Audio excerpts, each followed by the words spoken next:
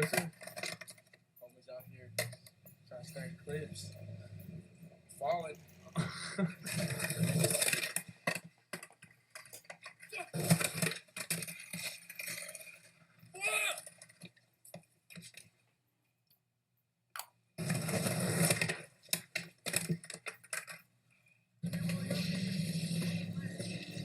It's that skate life, motherfuckers. You don't know, find out. Yeah? Yeah.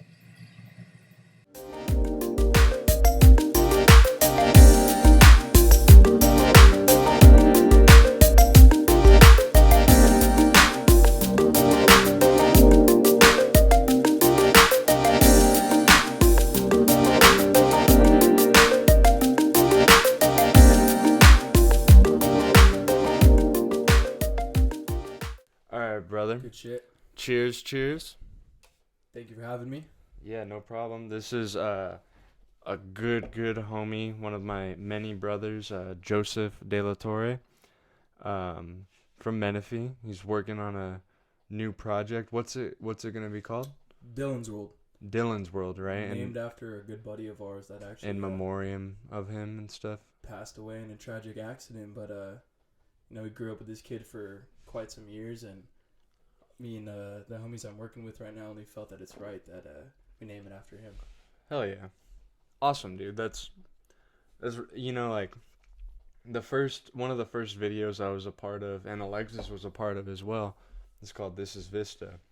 And the whole thing was built off of a very similar thing. This kid got hit by a car skating home or some shit, and he didn't make it, And so the homie Brad made a video like in memoriam of him. Mm-hmm. I remember when that came out. I was like, we were young though at the time. I had to have been like at least 12 years old, maybe even like 11 at the time. Like, yeah, super young. We were talking about it on the last episode. It was 10 years ago. Wow. Yeah, it happened. Flies just like that, huh? Yeah, 10 years ago, full on. Damn.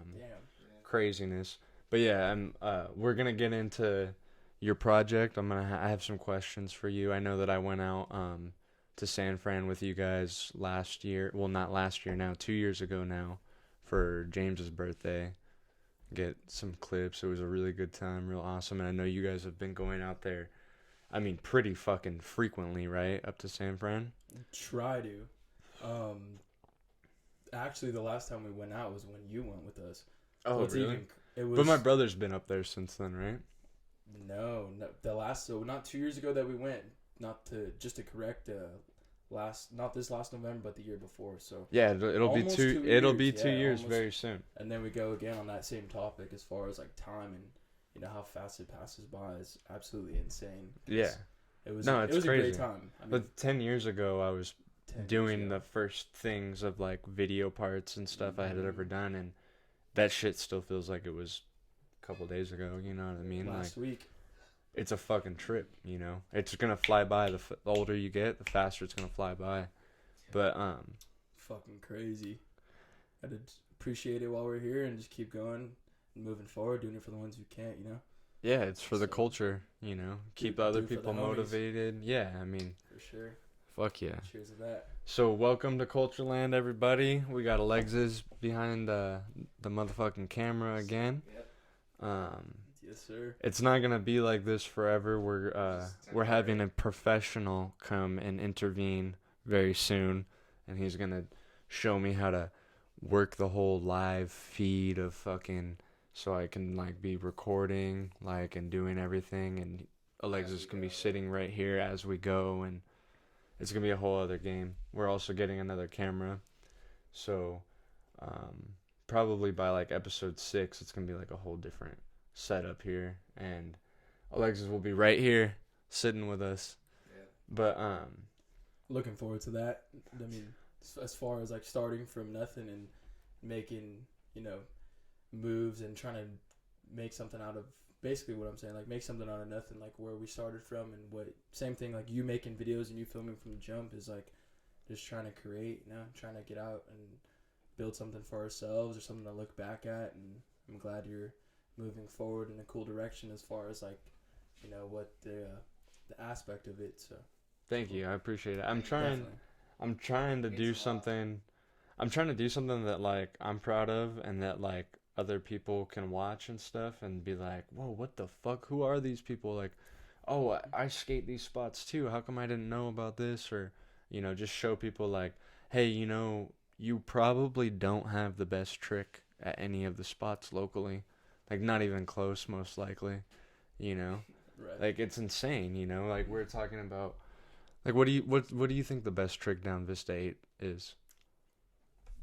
I forget homie's name, but I know his first name, and I don't know him that good, but just from like homies of our homies, but that kid Michael, just because it's the like most absolutely insane trick that I've seen, like, Yeah. not in person obviously, but on film. Yeah. Yeah. And It's- shout out Jackson and shout out that dude Michael. Michael Myers. Yeah, Yeah. Michael Myers. Yeah, Yeah. there you go. You can't forget that name, and I somehow forgot It's it. like it's the Uh, same dude from Halloween. That's the same name, that- Michael Myers. Dude, guy's That sick for trick- dude. Literally never fails to fucking blow my mind.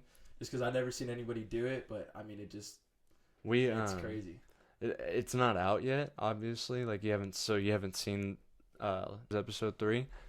But we talked about that and we play it in the episode and Wow. it's fucking It's insane. so insane. Like we were talking about it and like we keep like talking and I'm like talking about how I have it like in a loop. Like I'm just playing this trick in a loop because people don't believe it's real. So like I'm just gonna, and he Yeah. starts talking and I'm like, honestly, Alexis, nobody's even listening to us right now. They're just watching this clip on repeat, like just trying to figure Just out trying what to happened. fucking understand how he wrapped Dude, that got to his feet and how he landed back on the board after Yeah. so Dude. good too with the little like. Yeah. shit. At like that point, it's like spinning a quarter right here on this table, He was And on expecting- stage afterwards. trying to look at like try and like spin a quarter and then like stop it at the exact perfect part to land Yeah. on a skateboard. Make it Which is stop. absolutely Make it insane. stop while it's still standing. I mean, I can think of off the top of my head like 10 tricks that went down on Vista 8 that are, I mean, in my mind, like very valid tricks and some, that they definitely worked hard for. Obviously the homies, a lot of, Yeah. random names that I could drop, but out of all the tricks that I could think, like, that has to be definitely Yeah. one of the top by far. locally, like, best known tricks that it's just insane. Mind blowing for sure. To say the What least. since we're like on the topic of it, like what do you think the craziest besides the 720 shove it, what do you think the craziest trick that's gone down locally in this area is?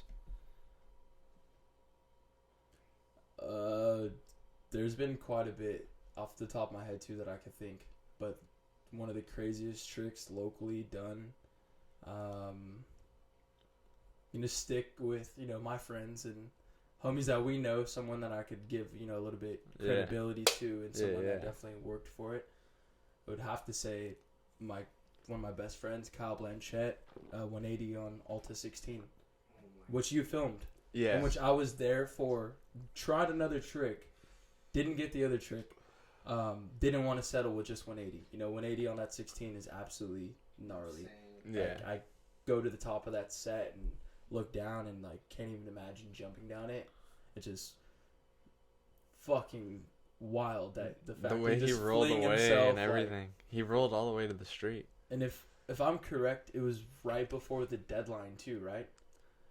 It was right before the deadline, a couple weeks before, but or like maybe a couple days before. Mm-hmm. But what fucked us all up and why I was so late, why I was so late was the fucking fact that I hadn't filmed with Cannonball King in a long time, Gabe, and he had been doing all this skate juice shit, and I was kind of like getting upset with him because it was like we had started filming for my video first, you know what I mean, and then he's running off with the skate juice dudes, not answering my calls, and I was like, come on, man, like we got a part to film.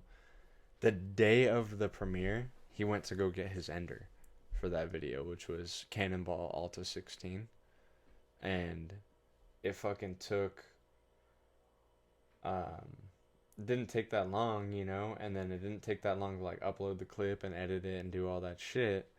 But you didn't have a song chosen by the premiere day, and then I had to like upload and create a part for Andrew, like that part of Andrew and Kyle Brannick together in Seista. I created it that day of the fucking premiere because it was all gonna go into the friends section, you know, and then it was like.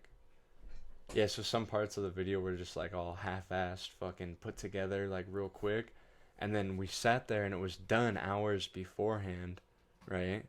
But we're just waiting for it to render and then waiting for it to write onto the DVD. And in hindsight now, this is what I did for Chapter 2 premiere. Fuck a DVD, fuck all that stuff. You just bring the whole computer. Just plug it directly into like the projector and shit, you know, and just in case, like play the video right off your file straight from your computer straight to the projector. Yeah, like just I remember that day. In case all else fails, because you know, there's a lot of tricky things with DVDs. You should, if you're gonna do a DVD premiere, you should have it.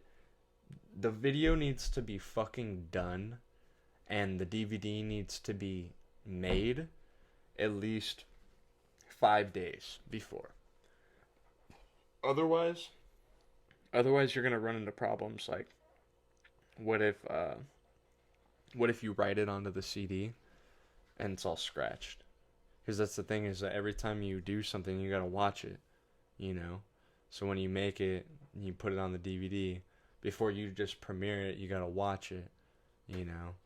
Because otherwise, if there's a mistake in there, everyone's just going to see the mistake, you know, or if it fucks up and a trick doesn't show. Something you could have prevented. Yeah. Potentially. 100%. Make sure you watch over it, proofread it, and make Dude, sure everything's on cue for sure. I fucked up, Joe, and it's something that, like, here we are, what is it, that was, in 2017, I think it was 2017. That was like 4 years ago, and there's still nights where I'm like laying in bed awake thinking about how I fucked it up and I let people down and all that stuff, you know what I mean? Like, so I fucked up for all of us in this area. Listen to me and don't do what I did, you know? Do as I say, not as I do. There you go. You fucked up, bro. I know. I'm just kidding. I know. Wise words right there. Just gonna start crying. Wise words from Skyler Brenner. Good shit. Thank you, brother. But no, Well, before, not to cut you off or interrupt. No, go ahead. You definitely haven't. You've done more. You've done more for us than fucked up. Definitely. I You've done appreciate more that. solid work. You know, been putting out videos and putting out, you know, filming for years. I know it takes a lot of work to go out to the spots and to get the guys that are in the video to actually get to the spot, try tricks, and Yeah. you know, nothing's promised, and we're not fucking living some staged lifestyle where, you know, everything's all written out for us and it's all gonna fall like hand in hand. Yeah. So No, totally. Yeah, you're right. It like, you never know what happens. You go out in the streets, you go filming, you know, homie gets wrecked, homie's board gets ran over, board snaps, dude. You know, you got homies that aren't filling a spot. You got to take, and you filming for a video. You want to make sure that your whole crew's happy. You want to make sure the guys you're with have Matt Waltz, a good idea of what, you know, they Matt- want to do. Matt Waltz I was basically his sponsor. Like, he needed boards all the time. He needed shit all the time. And at the time, statute of limitations is up, so I can talk about this. But at the time, I was selling drugs, you know, and selling weed and selling ecstasy and blah, blah, blah. And so I would have money all the fucking time. Like, significantly more money than everyone around us. And this fool would need a board. Or, like, I would be like, oh, we're going to go to Rincon this weekend. And he's like, I don't have a board. I'm like, oh, don't you fucking worry. And I remember, like, buying him boards. And I remember, like, he'll probably admit to it now, but at the time he was like, no, I swear to God it was an accident. But he would snap them on flat ground before we would go places like Rincon sometimes. He knew he was gonna get something on it. Yeah. That rail's like no joke too. So you have an idea of hopping there. You know you could potentially get a trick on it, or really hurt, or really wrecked, without a doubt. So and he probably might have made a right move sometimes, snapping his board yeah. before. And I'll plug it here. He tried Smith and fell to the bottom. Dude, On the gap to rail. if I'm correct, he did I forget what trick, but he landed and his knee hit his chin. Huh? And he bit his lip. Dude, that's a lot of impact. It was front board. That rail alone, I mean, ends. You know, the very ending of it's 6-7 feet off the ground. Yeah. It's no joke. So. Windsor James was there that day. Wow. He was trying nollie back overcrook on the 10 rail, because the 10 has the hubbas and then they have the rails on the top. Yeah, right. Yeah, and he was trying nollie back overcrook on it. It was fucking gnarly. And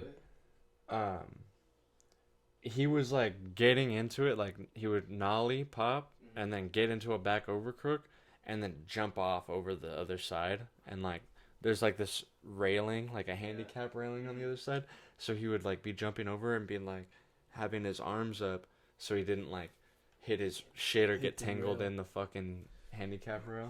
It was gnarly to watch. But as far as I know, I'm pretty sure Matt was the only person who landed anything that day, and they were all hyped on him. They're like, fuck yeah, dog. It's funny because I've only been to Rincon, I would say off the top of my head, about 3 times. And I would say 2 out of 3, maybe even 3 out of 3 times, nobody's landed a trick there.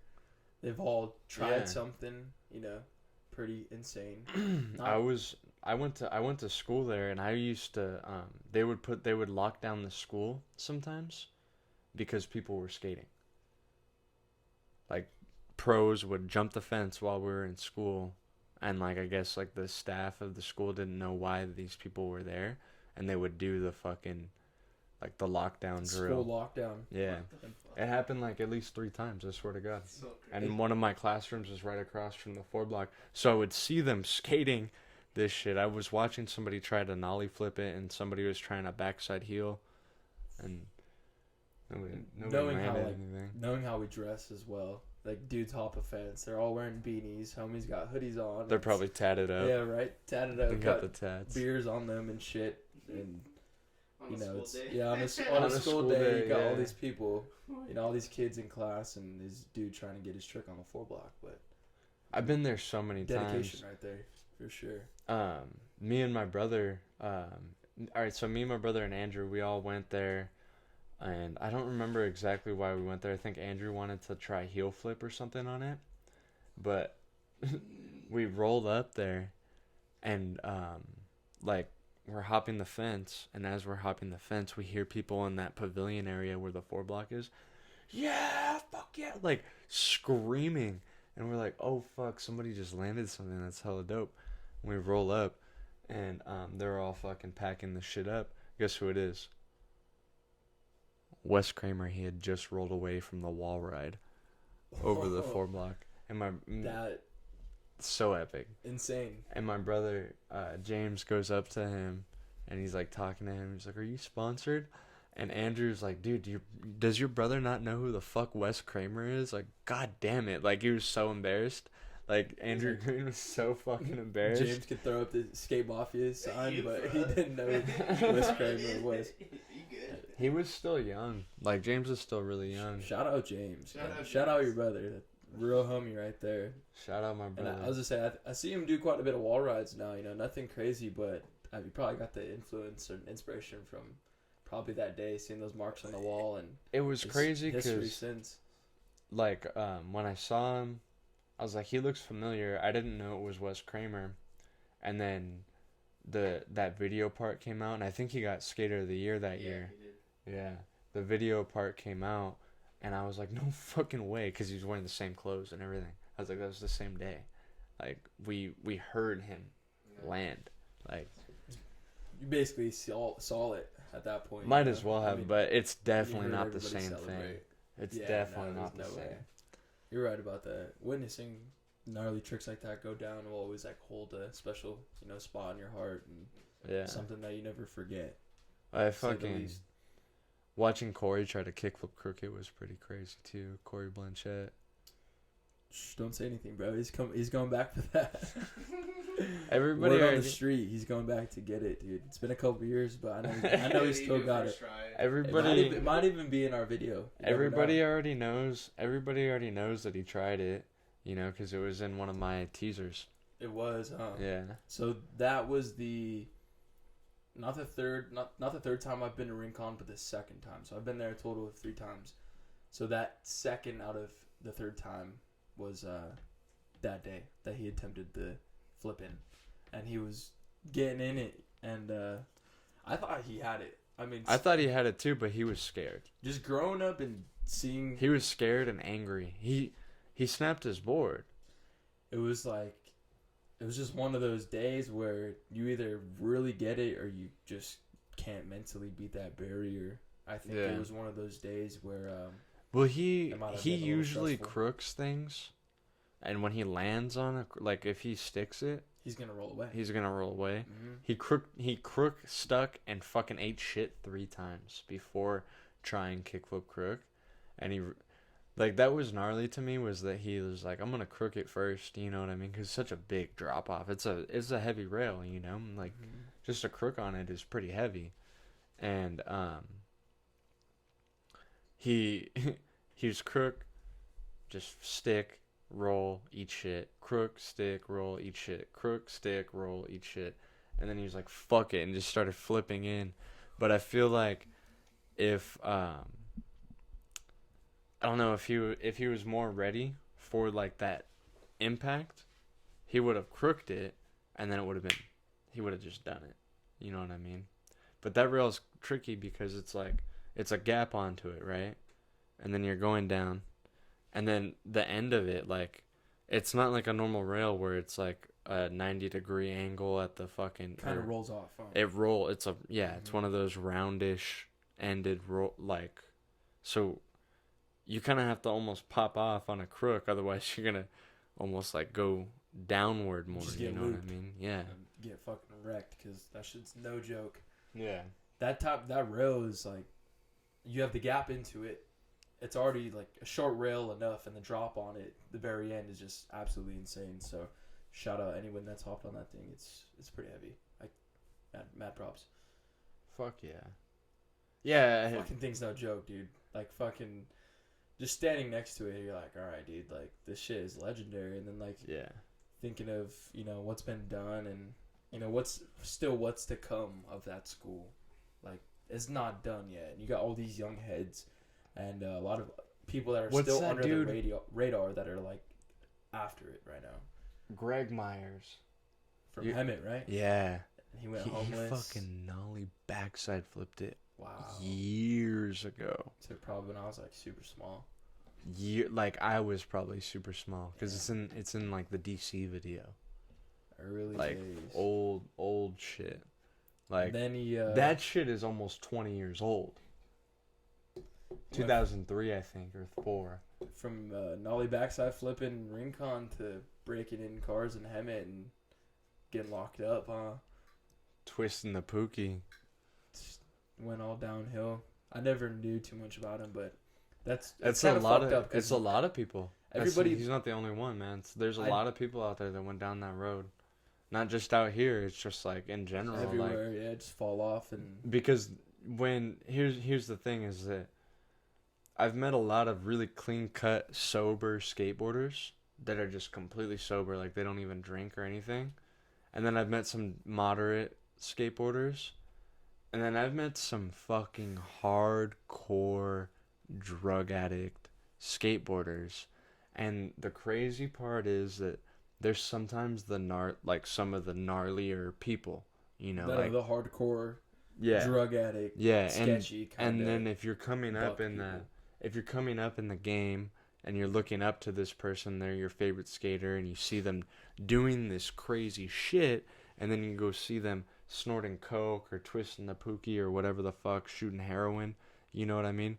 You become like almost like okay with doing that type of shit yourself if you don't have like a strong enough mindset. And that's how people fall into it, you know? They're like, well, look at him. He's still doing all this shit. But then it's like, yeah, but look at him 10 years later, you know? Look at him 10 years from that moment that you met him. And it's like, it's not even the same. Stirring away from, like, that topic, yes, I mean, not 100%, but I want to say the problem today with skateboarding is that everyone wants to credit and, you know, hype up people because of their ability on a skateboard, and they don't, you know, it's from the outside looking in. They don't want to dig deeper or look past like how that person is as a human being. You know, we're all humans here. We're, you know, nobody's to judge anyone, but, you know, sometimes there's better people out there. You know, it's not you know, just because you're good on a skateboard doesn't mean you're fucking tough shit and you're super cool. Like, you could have a lot of regular life problems going on still. Oh yeah, and we all deal with it, and nobody is better than. Don't worry, we'll bleep it, so don't worry. I was like, yeah, we'll bleep it. But no, I mean, like, but for real, I mean, that fool is a perfect example of exactly what I'm talking about. You know, it's a shitty topic, dude, because nobody wants to see, you know, promising skateboarders or even, you know, our friends go down the wrong path or no, you're make right. the wrong decisions. But that's the other thing too, is that when we were younger skaters, when I was growing up, nobody like forewarned about those kinds of things. You know what I mean? Like falling off from drug use or alcoholism or whatever it might be. There's even some fools that fell off because of gambling issues. You know what I mean?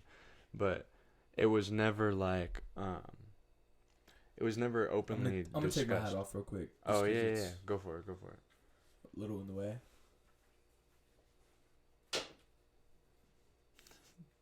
Smooth. Throw this shit on the ground. But no, I mean, like, nobody, it's always a bummer, you know what I mean? But it's always good to know the signs, like when things start like looking like they're getting out of control, because that might be when you can help somebody, you know what I mean? Stop them from going down that path and keep them on the board, or like whatever it might be, you know what I mean? Because shit, life is a lot tougher sometimes than people like care to mention or like even discuss, you know? I think it's just easier to sweep it. I mean, for a lot of individuals, just sweep it under the doormat, you know, not really pay too much attention to it, and they don't like to, you know, bring up certain topics or touch on certain topics that potentially might bring up, you know, I don't want to say like anything like a negative portion of it, but just bring up a topic that some people maybe can't even relate to. Yeah. You know, maybe they don't even dig that deep to realize what's going on in life and to look deeper than what it really is. A good example to somebody who probably it would be very hard to relate to like that drug abuse and stuff like that would be the homie Isaac, because he's like the model, like standout citizen of like, this is what you should be, you know what I mean? Like he has never drinking, he's never done drugs, he's never done any of that shit, and it's probably like, to be somebody like that is probably such a foreign concept of like, what are you doing? You know what I mean? Like, how can I even relate to this person? Like, they're fucked up and I'm like, I don't need that. You know what I mean? But I'm not saying that for me. I'm saying like, it's just kind of funny because I know both sides of the story. Not that I can relate, but personally I have read, you know, certain articles and seen interviews and, you know, whatever podcasts of different people talking about their experience, and you know, the individuals that do choose to not smoke and do choose to not drink or do any drugs and have never done that before, that is, you know, definitely something special in a place of its own. I just think that they've said it best too, that it shouldn't be super surprising to people. yeah, Like, wow, you've never drank a beer before. Wow, you've never smoked weed. Wow, you've never smoked a cigarette. Like, but that's the state. That's surprising to you. That's the state of the world. It's kind of unfortunate. I mean, yeah, you know what I mean. And there's not much of a discussion on these things. You know, like I've watched a bunch of homies just drink their fucking life away, and it's sad. You know, because don't get me wrong, I'm fucking a chimney. I smoke so fucking much, like legit, but at the same time, like, I do a lot of shit. You know what I mean? Like, I'm smoking and stuff, but I'm also doing shit. And I know for a fact that I can't do that while I'm drinking. And I know for a fact that a lot of people will be like, oh, I can, blah, blah, blah, whatever. And it's like, yeah, let me check in with you in 10 years. You know what I mean? Like, because I've been smoking for over 10 years and filming skateboarding for over 10 years, and currently I have some priorities that I'm like putting over actually going out and filming for another video or doing anything like that. But those priorities are going to long term put everybody in my circle into like this better, state of living essentially, and I'm not putting it down because I know people who smoke weed and they can't do shit after they take a couple hits. Couch lock. Yeah. Or just straight up like they smoke and they try to go do shit, but they're fucking not all there cognitively, so they're just like fucking up what they're trying to do and like and they're trying to build a masterpiece and just it's a disaster. It's not made for everybody. No, I mean, we do pick and choose what our poison and whatnot. So it's whatever you decide to partake in and whatever you want to, Well, we're drinking right now. I mean, fucking, you know what I mean? Like that shit, dude. I mean, me personally, it's good to enjoy a beer with your bros, a couple beers with your bros. I mean, skating, not skating, dinner with some family, dinner with some friends. I mean, you can do that shit definitely without. I'm not saying you can't. It really is up to you at that point. But, I do enjoy, here and there, partaking in, just... It's nice to get faded sometimes. That's what I'm saying. Not all the time, but, I mean, priorities and responsibilities is definitely a thing. It is important to make sure you stay on track and to make sure you handle your shit because it is easy to steer away from that path. On that note, though, it is important also to live your life too. Don't limit yourself and don't put yourself inside a box. Yeah, dude. Where you're just afraid to enjoy yourself and afraid to drink a beer, afraid to go out. Like, don't be afraid. Don't be afraid to eat those mushrooms. There you go. That's what I'm saying. Don't be afraid to smoke that bowl. Don't be afraid to drink that fucking drink.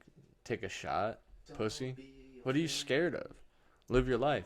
But if you are one of the people, but if you're somebody who can't handle it, then don't listen to me and I'm an idiot, Just know yourself. I mean, know what works for you and know what doesn't work for you because at the end of the day, you only have, I mean, as fucked up as it sounds, you really do only have yourself and you want to make sure that you make the right decisions as far as, what helps you and what doesn't because some shit could lead you the wrong way. I mean, it can go down a bad path. It could even be, like fucking puff bar, like nicotine or some shit. Like, you could some kids like just get so involved and so caught up with like you could really take anything now for it. It's healthy to have a good balance of everything. I think. No, 100%. That's like I feel like the key is like everything in moderation. In moderation, correct. Yeah.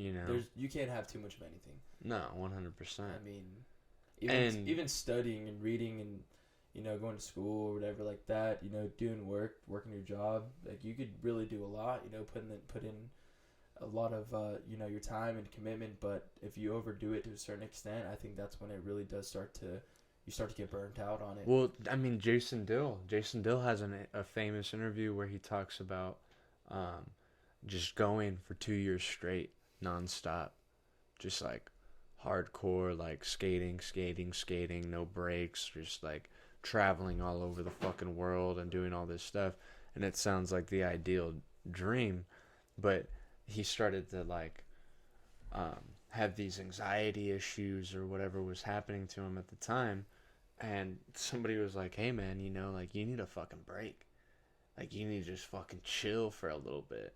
And he realized that like taking a moment to himself and like taking a break from everything, even though skateboarding is the only thing that, like really mattered to him at the time, like even taking a break from that, like was good for his health and his mental health and everything, you know. So moderation is the key. Like, and if you're an obsessive person or an obsessive compulsive person like me, I'm both, you know, and you just dive into something, it's okay to take a break for a little while and, you know, and dive into something else for a little bit, and like maybe yourself, like, oh, I need to fucking just dive into like how you feel about things, and like what do I really want to be doing, and can I take this break right now? Is it really going to hinder my success moving forward?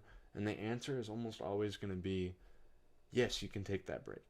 You know what I mean? Like, no matter what it is, you might need a break from it. Like, I mean, I was going for almost 10 years strong, you know, and I wasn't like traveling all over the fucking world or anything. And I definitely had like school and work in between, you know, so it wasn't like I was a pro and that's all I was doing was skate, skate, skate, skate, skate. But I got burnt the fuck out on it. You know what I mean?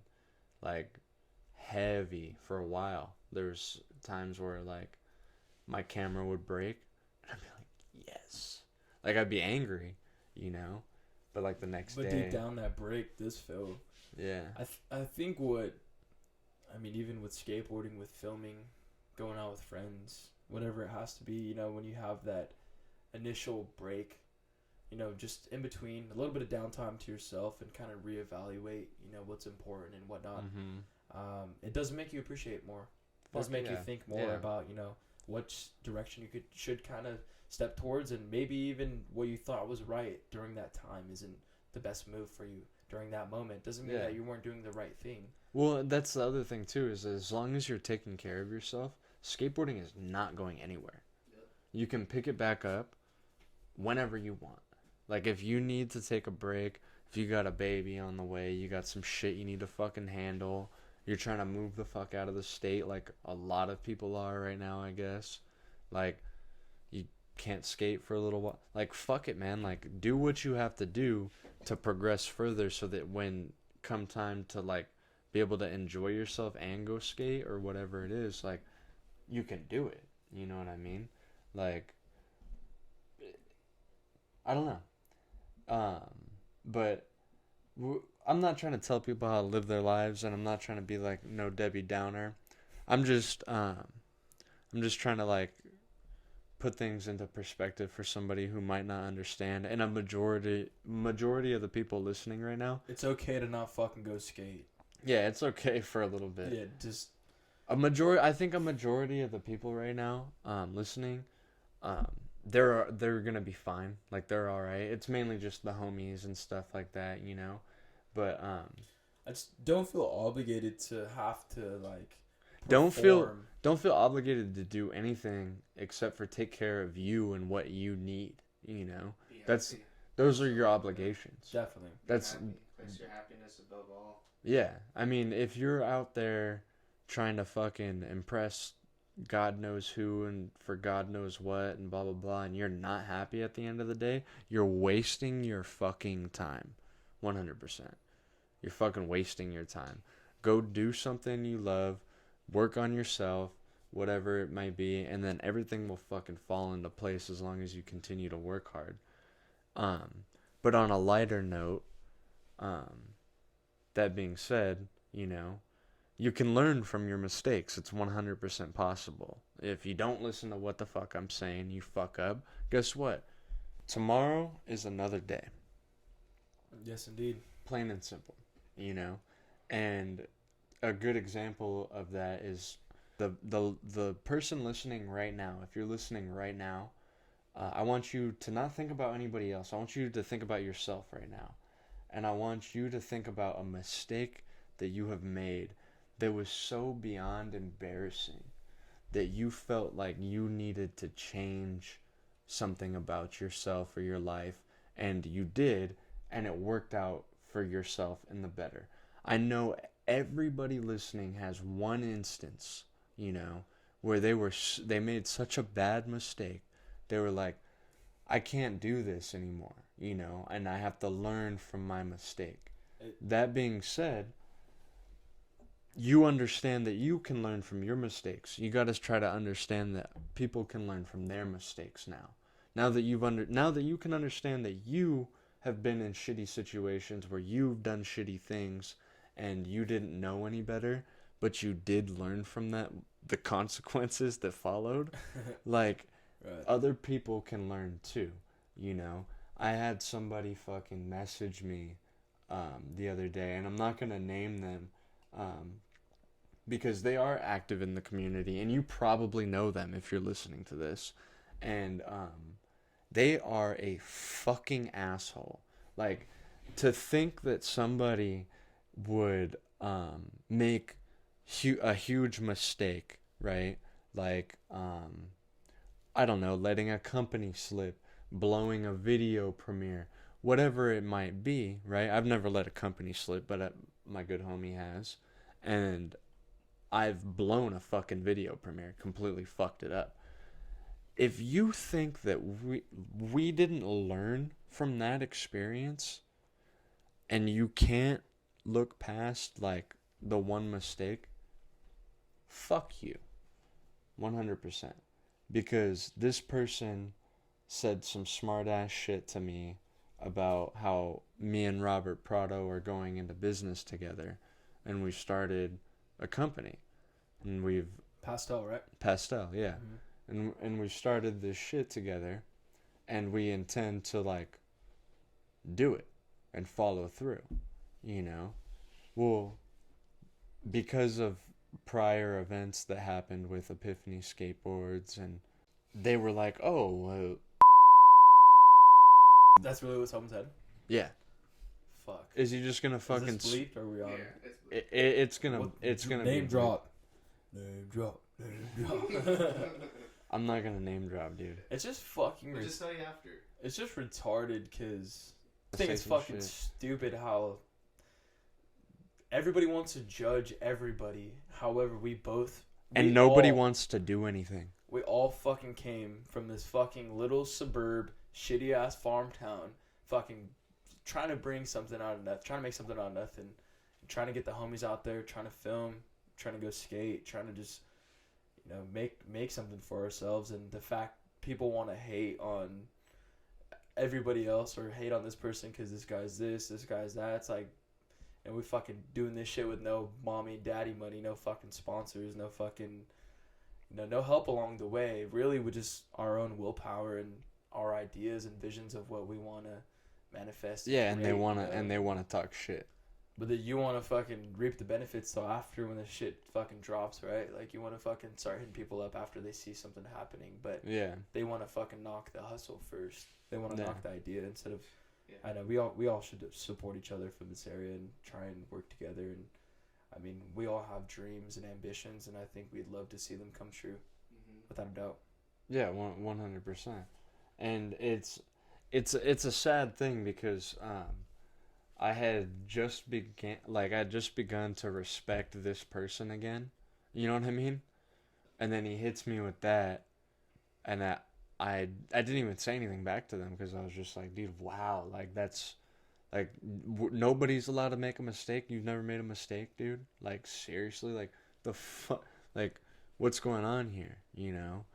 Because that's the thing is you grow, you learn from the mistake. You don't just like, I mean, if you were a sane person, you don't just keep making the same mistake over and over again. Like you grow, you learn. You know, what happened? You fucking touched something hot when you were a kid. That's how you learned how it was hot. You touched it. Did you touch it again? Did you do it? Probably not. Fuck no. Probably not. No. Maybe. I might have tried. Didn't work out well though. Yeah, I tried to touch it you again, did. You eventually learned. Eventually. But I mean, at the end of the day, like your friends and your family and whoever else, your fucking mom, your fucking dad, whoever the fucking pastor, your priest could tell you, you know, you got to do this, you got to do that. This is how you should learn. This is how you should persevere from that incident or whatever. But you could take bits and pieces of information and insight from what you've been told. But at the end of the day, only you will know what works best for you. 100%. What information is actually going to fucking stick with you. Because you could be told, you could be read a fucking book. Someone could read you a fucking novel on, what to do and what not to do. But at the end of the day, like, are you fucking listening? Did you pay attention? Or maybe that material didn't just click with your particular brain and mindset at that moment? 100%. Or it's the same thing with, like, diet, right? Like, my uncle, this is a great example. People are always like, oh, it's either one side or the other. Veganism is the answer to life, and you're a fucking piece of shit if you're not a vegan because you kill animals and blah, blah, blah. And then there's, fuck you, you fucking weak, pale fuck. I could beat the shit out of you and, like, throw you across this lawn because you are deficient in nutrients and vitamins. All right? Yeah, you look like shit. So there's these two sides of the thing, right? And those are the arguments you usually hear. I personally tried to go vegan because of my uncle. My uncle has lupus, right? He went vegan, never had a fucking lupus outbreak again. Never again. So it did work for him. It worked for him. He's like the healthiest that he had ever been when he went vegan. Mm-hmm. Like 100%. So I have an autoimmune deficiency as well, just like him. It's not lupus, it's Crohn's, right? So we're like, okay, well, veganism, right? It's the fucking answer, right? I mean, it worked for my uncle, right? No. I started to die. Like I'm not even kidding. I'm not kidding. And I'm not bashing veganism because I know that it saved my uncle's life, but I know that if I try to go vegan, I will fucking die. Like, I can't, my body doesn't work for your body. My body doesn't sustain it, right? Mm-hmm. Then my great grandfather, who recently passed away, lived well into his 80s, right? Ate meat, like he basically ate a carnivore diet with a side of potatoes, and every single day. Every fucking day, yeah, every day. Yeah. Every day, and we're all like, he's gonna die. There's no way he's healthy and all this shit, right? He lived to be old. Like, everybody thought he was gonna die 20 years ago because the way he ate and shit like that, and it was just so, it was fucked. Like, he would eat like shit, but the doctors would come over, right? So the doctor would come over, check his blood pressure, cholesterol, everything, bro. Right? It was fucking perfect, huh? Everything was fine. Yeah. Yeah. Legend. Yeah. Meat and potatoes right there. 100%. He's got that old school trick, that's why. And so I was like, oh, he fought in Nam, right? No, he fought in Korea before Nam. Wow. This is legit. He told me that his platoon or battalion, whatever it was called, they opened fire on a fucking UFO. They were ordered to open fire on a UFO. When I was a kid, he was the one who introduced me to UFOs. He was fucking obsessed with them. Anytime there was a UFO thing on TV, he was always watching it. And so I grew up with him when I was a kid, always watching UFO things. And one day I asked him, like, why do you, like, have you ever seen one? And he looked at me cold as fuck. He said, I shot one. I was like, what? He's like, I shot at one. He's like, me and about 18 other people. We all shot at it. We were ordered to fire. And it just stayed in the sky, it just hovered, and then just took off. And he was like, I don't know what it was. We thought it was the Chinese or something. I was like, what? He was like, yeah, because he was like saying like, the Chinese backed North Korea, and so they were fighting. He was in Korea, and they were fighting for South Korea, and it was nighttime. This fucking thing came down with lights, and it was like pretty close. They started shooting at it, and I guess somebody hopped on like anti-aircraft shit and was shooting it with anti-aircraft shit, and nothing. Like he said that he didn't even see Like, because when you shoot, like, anti-aircraft bullets and shit at something, you see, like, sparks from what it hits. Nothing. And they were, like, lining their shots up. And they weren't hitting anything. And then it just fucking took the fuck off. But, yeah, he was, like, obsessed with UFOs. Sorry, it's, like, super fucking off topic. We're all talking about diet. But R.I.P. R.I.P. I Grams. was fortunate enough to met him a few times. Yeah. He was- We'd go to a visit legend. you and He'd open you know beers see with him us. every now and then, and it was only a few times. When he but smoked with I'm us thankful that to be able to time. say He smoked. What's He smoked with me. Oh, fuck. Yeah, I he remember smoked when with he me told a me few that story times. of he was trying to get lit, huh? Yeah, yeah. He was like, he was sitting there because we would sit on his porch and I would smoke weed, and he would tell me like old school stories because he grew up in the Great Depression and fought in Korea and all that stuff, and I would just smoke weed and like trip and just listen to him, you know, and be like, what the fuck? And one day he was like, he wasn't feeling good. He's like, does that help with your stomach? I'm like, yeah, that's why I smoke it. Basically, like I have Crohn's, my stomach's all fucked up. He's like, let me get a puff. I was like, all right. So like I lit it up for him and gave him a puff, and he like blew it out.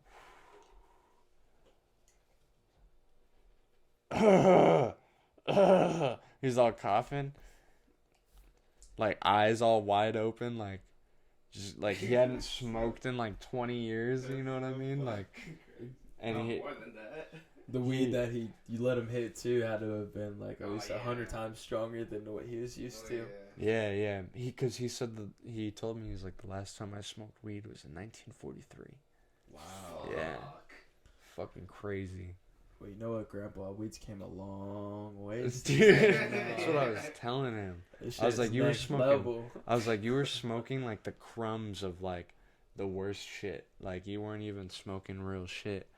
And he was like, that's how I feel about you kids and tobacco. He's like, you kids don't smoke the real shit. Because he had real tobacco. He used to smoke pipe tobacco, and he used to This is the roll. real deal. He It's used like to fresh roll off the plant, cigs and too. stuff. One He was- hand, one hand tuck. Just He was an old school motherfucker. You know what I mean? Like you Good do man. everything yourself. But this is the whole thing was like the diet, and so I thought, oh, because he had a carnivore diet and he is living all old as fuck and he's healthy and he can still walk around, do whatever the fuck he wants. Gee. Fuck it, I'm gonna try the all carnivore diet. Almost went to the hospital. Yeah, like when I tried the vegan shit, I did go to the hospital, but when I like tried the carnivore shit, I was like so sick. Like it was almost the same thing, you know. And then like I tried different diets. I found that for me the best diet that worked was the Mediterranean diet, like fish, chicken, you know.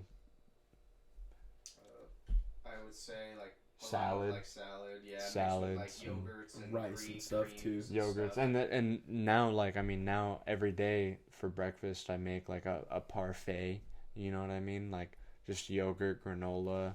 all that shit. Parfaits are fire. Like, I can definitely fuck up a parfait. It's funny on that parfait topic. R.I.P. D. Jawls, R.I.P. Dylan Jolly. He actually at lunch back in high school, I used to go to Paloma Valley. You know, Yeah. Local high school, Menifee shit. So yeah, I think everybody in their mother might know of Paloma if you live in Menifee. So put it that way. Homie used to get a parfait for lunch every day, and he used to trip me out like, dude, like what the fuck are you doing eating a parfait, bro? Like, you have these other options for lunch, definitely not the best options, but you want to eat yogurt and granola and strawberries for lunch. Who's ahead again? I'm like, no, bro, it's fire. Like, you have to try it out. Like, you know, try my parfait. Like, eat some of it. And I'm like, took 2 bites of it, and I'm like, you motherfucker, dude. I'm getting a fucking parfait tomorrow. Like, ever so since good. that, I just would get parfaits like every day, and it was all because of him. Literally, it was just funny that it took someone to eat a parfait to be like, yo, like you need to try this shit. And shout out Dylan, because he used to always be putting me and the homies on different shit and he was down to get outside the comfort zone, you know? Yeah. It wasn't, you know, he was by all means like the golden child, a perfect kid, but he was down to step outside the, you know, expected boundaries of different things just to say you did it, or, you know, just to not be afraid of life, you could say. You know, just to enjoy whatever it is that came his way. So, well, I mean, like, so R.I.P. R.I.P. So speaking of him, you know, since your video is like in memoriam to him, you know, like, like how long have you been working on this, and how long has he been gone, right? So I'm asking you three things, so I'm gonna expect three answers, right? My bad. I'm gonna ask like this, so it's like, how long has he been gone? How long have you been working on the video? And what exactly influenced you to make it in memoriam to him?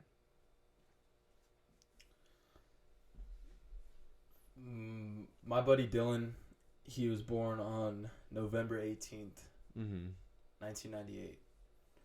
He passed away on November 17th of 2017. It's been a couple years since he's been gone. It's fucking super difficult to say the least, but he definitely left behind what I would consider a legacy as far as like our friends and his family and everybody that had the privilege to get to know him and to actually talk to him, and just, I mean, you knew him, you know his brother too, like you've hung out with these kids before. We're just young fuckers, but definitely someone that could light up a room with their smile and just all around make anybody laugh. It just wasn't supposed to go down that way, but unfortunately it did. And your brother, James Kelly, shout out James, he actually gave me the idea of randomly just kind of talking and bullshitting back and forth of what we should call the video. So to answer your question as far as how long we've been filming for it, it's been a little over a year and a half.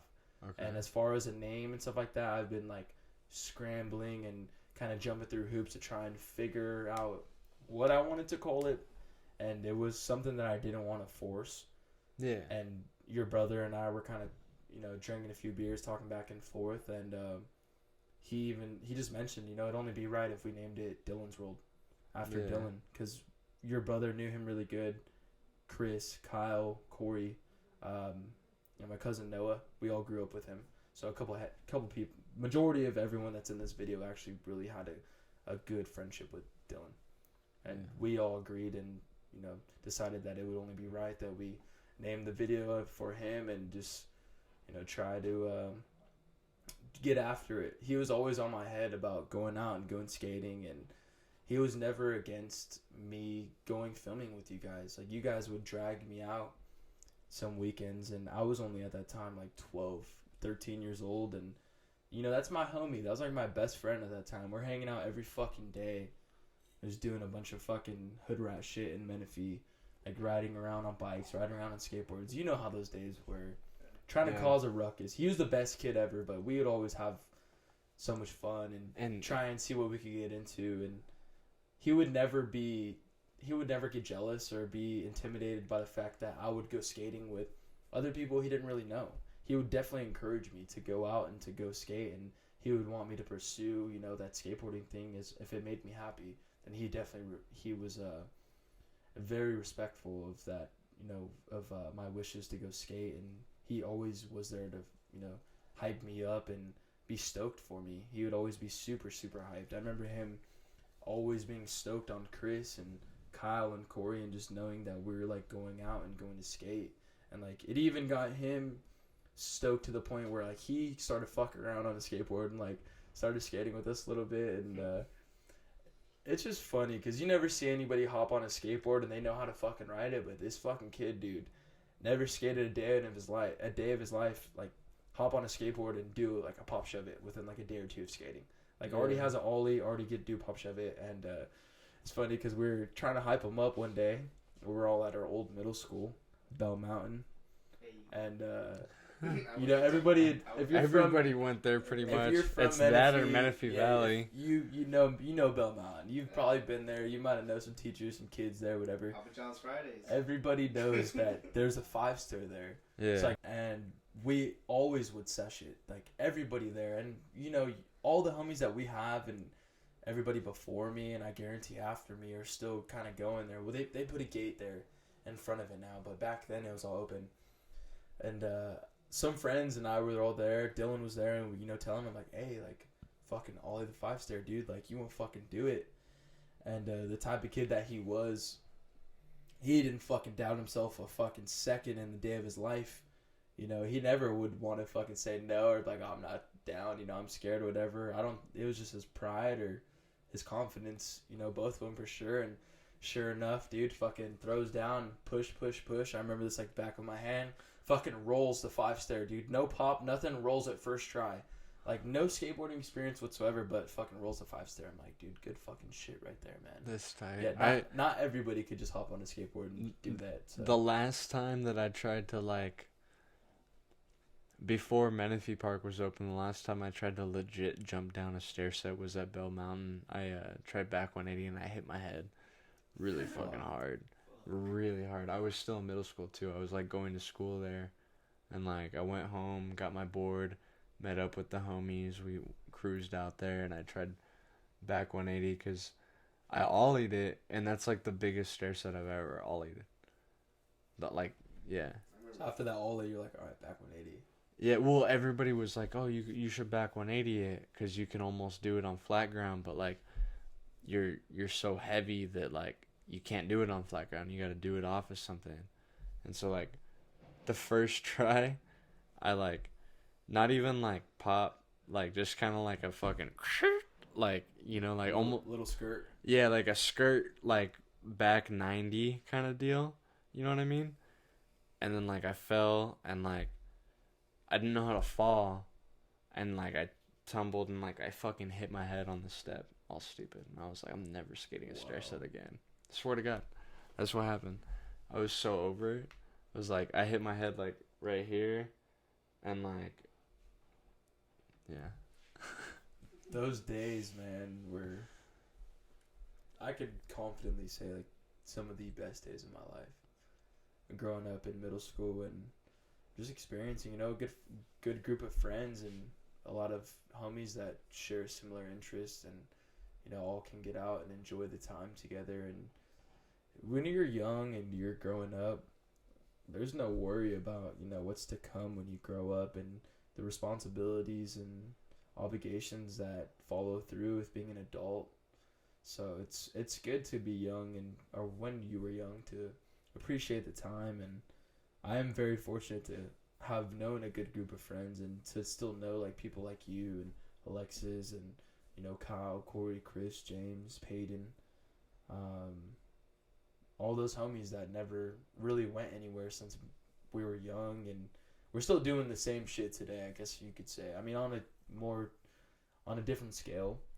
Yeah, on a much larger scale. Larger scale, but I guess what I'm trying to say is I've really grown to appreciate that back then I was able to skate around with some friends, you know, go here, go there, like this is a skate spot, this is that, 3-stair, manual pad, you know, waxed up curb, whatever it had to be back then. We used to skate the curb in front of the gym. I know you remember that. Yeah. I met Kevin Hickox there. Shout out Kevin. I remember K-Dog, Trey Dog. I met Ace there when I started skating. Dude, I met a lot of local legends that some people were there. You know, there. We would just skate off the curb right there. That's in the first episode where we talk about Ace, he ollies that storage bin, and that's insane. it's right there. Yeah, it's right there. The same. It's right there. Mm-hmm. That's the curb. Everyone skate is right like after that. I don't know if people know this, or maybe they have forgotten, or you had to have kind of been there to be in the moment, but like fucking Corey kickflipped that thing back when he was just a lad. I heard about it. Yeah. I'd never seen it, but I I heard about it. I believe if I'm correct, the first time he stuck it, he landed primo. This is a true story. This is Yeah. fucking no I joke. think Like, Kyle told me about that. Menifee fucking skate rats coming up. Well, I guess you say Menifee kids. That's what they call themselves. Like Menifee. It was Curtis Blanchett, Cory Blanchett, Rote Leon, a lot of our good friends, Lewis Neal. Shout Jesus out a lot Serta. of Jesus Serta, all of the bros. A lot of people that we looked at. Josh Marin. Yep. Dude, a lot of fucking people. Black Andrew. You had Little Andrew Green. Michael Albin. John Davis. Shout out John. Local legend. Me. Fucking ripper, dude. I fucking grew up like being super young and just watching all these dudes like do the thing, and it always like sit in the back of my mind at school the next day like, wow, dude, like I'm friends with these fucking dudes. They're like pro. But little did I know they were like just barely sponsored. Yeah. But they were pro to me, you know. They're skating next level. Like when you're flipping into rails and sending it down big gaps and just all around living like a skate rat. I mean, it was something cool to be flipping around. a storage bin. It's just insane. Like I look at that thing now and I'm just like, wow. Like if anybody could probably send their limbs off of it now, I'm thinking it'd be my brother, because he's now like at this time of his life where he's just like not really like thinking too much about what could happen. He's just like, I'm gonna try it, and he happens to do it sometimes. Speaking of your brother, he recently got stitches, not like the gnarly stitches. What were you saying they were? The Butterfly stitches. butterfly, yeah, that's right. He got the butterfly stitches over his eyebrow. Not even from skating either, which is the funny part. What? He's gotten hurt, I would say, only a handful of times, and each occasion that he does get pretty hurt, it's not from skateboarding. Yeah. So it's like, it's kind of fucked, because it happens to all of us skateboarders too. You're like, dude, how did that happen? I wasn't even skating. Yeah. Like, always get hurt doing some dumb Well, that's shit, how- right? That's how I broke my You broke that shit bad too, huh? My That shit was hand. separated. yeah, it It's all snapped. twisted. It completely snapped underneath the knuckle right here, and I have a metal plate now. But Wow. yeah, we were just at the Ortegas, me, Jacob, Wu-Tang Jacob, and James Anderson, just us three, and we were on mushrooms. We had just had like a pretty whatever skate day. We went up there, we took mushrooms. I actually talked to them about like a podcast and like maybe like doing. I basically talked with them about like the blueprints of the things that I want to do over the next couple of years, and like it was like this crazy vibe of like, you should just do it. You need to just do it. And we were smoking and drinking. We brought a cooler, and I was walking back from the Ortega Falls like with Wu, and we were both carrying the empty cooler back, and I had no grip on my fucking shoes because I got filmer shoes. So I was walking up this Shoes like toast. steep dirt embankment, right? And I started slipping, right? And then I went to like go catch myself, and there was a rock sticking out of the embankment, and I tried to like grab onto the rock, you know? But my finger like stubbed up against it and fucking snapped underneath the knuckle, because all my weight fell onto my finger, and then twisted. It like turned. So like my fingernail wasn't even facing upward like a normal fingernail. It was all to the fucking side facing the ring finger, you know? Like just completely sideways, and fucking snapped in half. And instantly I was like, I broke my finger. I broke it. Like I knew, you know? And we were all drunk and on mushrooms, right? And James and Wu were like, oh, let me look at it. And they look at it and they're like, oh, no, it's not broken, blah, blah, blah. But it legit looked like, and yeah, right, when Justin Eldridge is skating the bleachers that people sit on, like to watch baseball games, he's like skating these bleachers, and he falls and he snaps his finger. And he's like, look at that shit. He fucking snaps it back. It looked just like that. Like I broke it like the same exact way and everything. It was crooked and fucking bent to the side and all fucked up. But Justin Eldridge, like a boss, just snapped it in place, you know? And I was like, fuck that, I'm going to the hospital, you know? So I went to the hospital, and Yeah, it got... Did they snap it back in place for you? Dude, the doctor tried to twist the finger back so that the fingernail would be, like, facing up slightly. Well, he did do it so that it would be facing up slightly, but it wasn't fully facing up. It wasn't right. You know what I mean? And then, like, it fucking hurt worse than when I broke it, when he was, like, moving it around and doing that shit. And then I got a cast on it and everything, and I was telling them, like, my shit's crooked, like, it's still crooked, it's gonna heal crooked. And they're like, no, it'll be fine, watch, blah, blah, blah. It was not fine, and it healed crooked. So, like, I couldn't make a fist. I couldn't even do this, because when I would do this finger would cross over both of these two, my ring finger and my Like, pinky finger. Misaligned. Completely. It was all fucking crooked. It was crooked completely. So I would go like this, and it would just boom, that way. You know what I mean? And I had to have surgery and shit, and all of it happened just doing something dumb. I wasn't even skating, you know. It's fucked up. Pretty burnt. But you back to your brother. Sorry, I went off on like a little tangent, but back to your brother. Like, is he gonna have footage in your video? Definitely. That's something we've been going over a little bit, and he knows we're working on the video, and he asks me, you know, from time to time, like, hey Joe, like, am I gonna get some clips in there? Like, he has footage. We've been filming quite a bit, so I kind of don't want to make it. I don't want to make it seem to him like it's, you know, revolving not necessarily around him, but or I don't want his focus to revolve around just clips or just footage. I think like your typical skater gets mixed up and, you know, a little bit kind of off track because of the whole clip thing. That's a whole other thing, because you're kind of in the same position that I was in 10 years ago, but you're older than I was 10 years ago. You know what I mean? Because I had a little brother, I was filming, I was doing this shit, and I wanted him to be in my video. But it's good that you're saying that, like, clips aren't necessarily, like, prioritized over other things, because I was unruly, like, towards my brother about getting clips and getting footage, to the point where, like, sometimes I felt like for sure I made skateboarding not even fun for him. You know what I mean? And that's something that you probably already are aware of it, because you were around when I was doing that stuff. But yeah, I mean, it's something that it doesn't work. It doesn't work. Everybody, it doesn't work.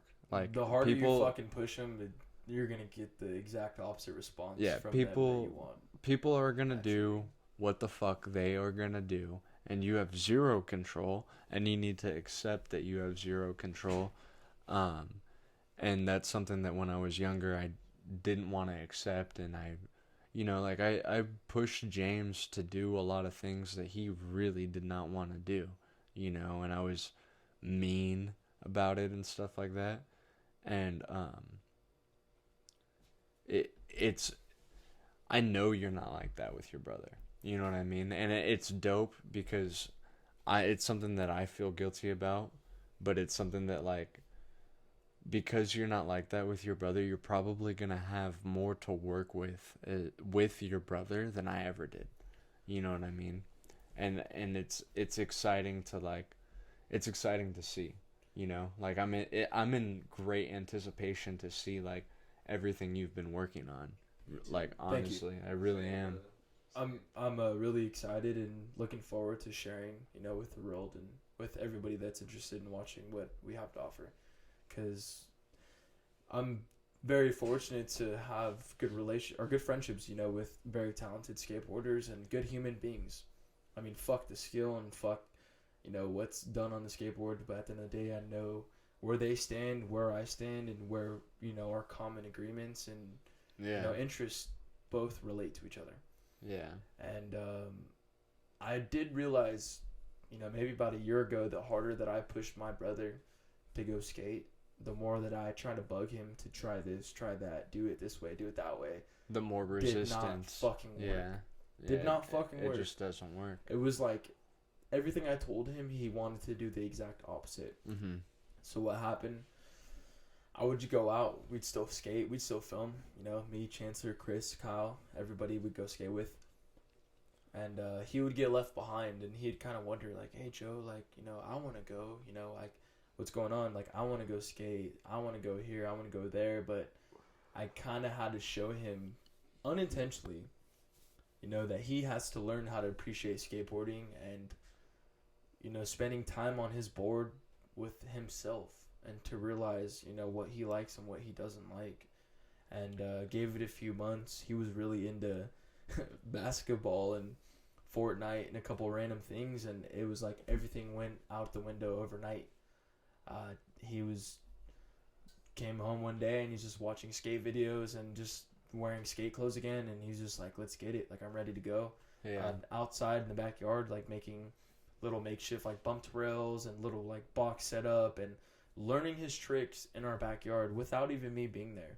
So I would get these videos. I'd be gone at work, or I'd be gone, you know, with the boys skating, and receive a video from him like, look, Joe, like, I learned board sides today. Like, send me a video of board sliding a flat bar. And I'm like, dude, that's a big step being a little kid, because, I mean, you hop on wrong, you lean back, and, you know, you fucking spinal right there, you know, straight to the flat bar, and that could scar you forever being a little kid. So I'm just hyped that he found his little niche, and I think he really started to genuinely enjoy riding the skateboard and just not thinking too much of tricks, but just doing his thing.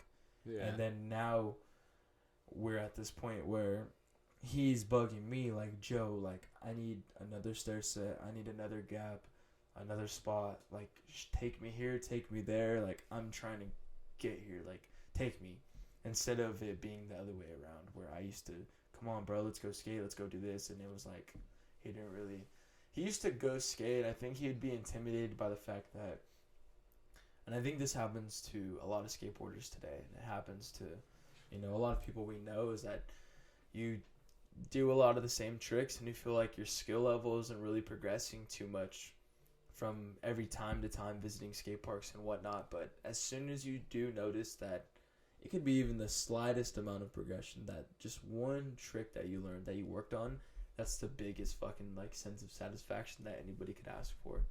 So as soon as he got a couple little tricks under his feet here and there, it just gave him that boost of, you know, self-confidence on a skateboard, and it's been cool to watch him. I'm really thankful to, you know, have him as a little brother, and he's definitely taught me a lot, and it's just rad to watch it unfold, because he's making it happen all on his own. Really, I'm not, like, I fucking dead serious. I don't really teach him much, you know. I give him pointers here and there, but I'm not trying to be a coach or tell him what he should do and what he shouldn't do. It's just a bummer that, like, Menifee Park's not around, like, and open to the public anymore, huh? Like, it's not as not as accessible as it used to be. It's a bummer, dude, because all the homies, like, I would go there on any given day, see you, see Skyler, like, I would watch, I watched everybody grow so much. And I'm not trying to sound like weird or whatever the fuck, but it was honestly a beautiful thing to watch, dude. Like, I had Dom on the podcast, and I was the first time I saw Dom was at Menifee Park, and he could barely fucking control the fucking board under his feet, you know? Not to say that he couldn't do shit or blah blah blah, but his level of growth was exponential. My brother's level of growth, because I had moved away. Like, right when they fucking opened the park, I had moved away, and I remember there's a few years right there, you're kind of outside the picture a little bit. And I would come out, like, every weekend or every other weekend, depending on my schedule, you know? And it was like, it seemed like every fucking time I went there, everyone had gotten so much better than they were the last time I was there. And it wasn't like I was months in between visiting, you know what I mean? I was frequently coming back up, but it was amazing to watch. I mean, Chris did his tray flip, you know what I mean? Fucking legend. Shout out Chris.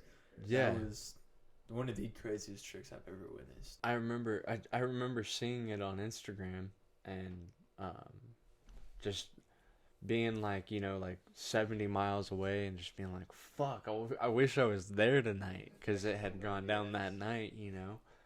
And it's still like it's amazing, but that place, if it wasn't for Menifee Park, I don't think Seista would have happened the way it did. You know what I mean? Like, and I'm not talking about the premiere. You can fuck off with all that bullshit if you want to bring that up. Check my YouTube. The video's there. Don't be a dick. But, I mean, none of that shit would have gone down without Menifee Park. I wouldn't have met Ben. I wouldn't have met Danny. I wouldn't have met Isaac. There's no way. Some good dudes. Like, natural talent that came from a couple surrounding cities. I mean, like Ben, Danny, you know, there's other homies that were coming from out there. Like, they weren't from Menifee, but you see these dudes all show up, and we had one park to, you know, share, and we were all just it was a community. It was a legit community. It was definitely something special.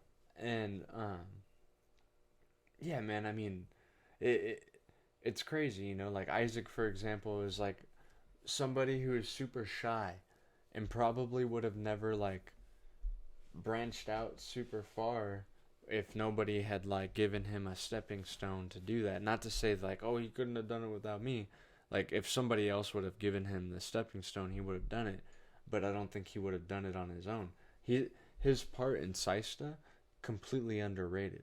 Fucking amazing. So the tricks he did in that part are, to this day, I mean, James and I actually watched it recently. I'd say within like the last month or two, and I love like the trick selection and, I mean, the way it was put together and whatnot. The way his ender, I fucking think about his ender and I'm just like, oh my god. And I was there. You know what I mean? Like, it was an amazing thing to watch. Yeah, at least. Shout out that homie. I actually just seen him not that long ago. I'd say like maybe 3-4 weeks ago, about a month ago, give or take. It was at a horse thief park, and I mean, it was super brief, kind of like, what's up, how you doing, nothing crazy. But one of the first things I definitely brought up was like, yo, like, James and I were just watching your fucking Seista part, and like, that part was valid. Like, those tricks were valid. So good. Like, I love how you had so many different tricks to do, and just the way that everything panned out, because you know how it was. It was all more like genuine. It wasn't forced like back then. We were just kind of drive around. Like, you'd pick me up, you'd pick Noah up, or whoever you're with. You'd be like, we're gonna go skate. And to be honest, even back then, I met some of those fools for the first time. Obviously not our good friends, but yeah. Some of the guys that are in that video, those are like, you know, Jed, Isaac, some of those other dudes. Like, I kind of just met them. Yeah, Rob too. Like, I wasn't familiar with those people, but I do know that when you picked me up and we went out to skate, we all had a good time.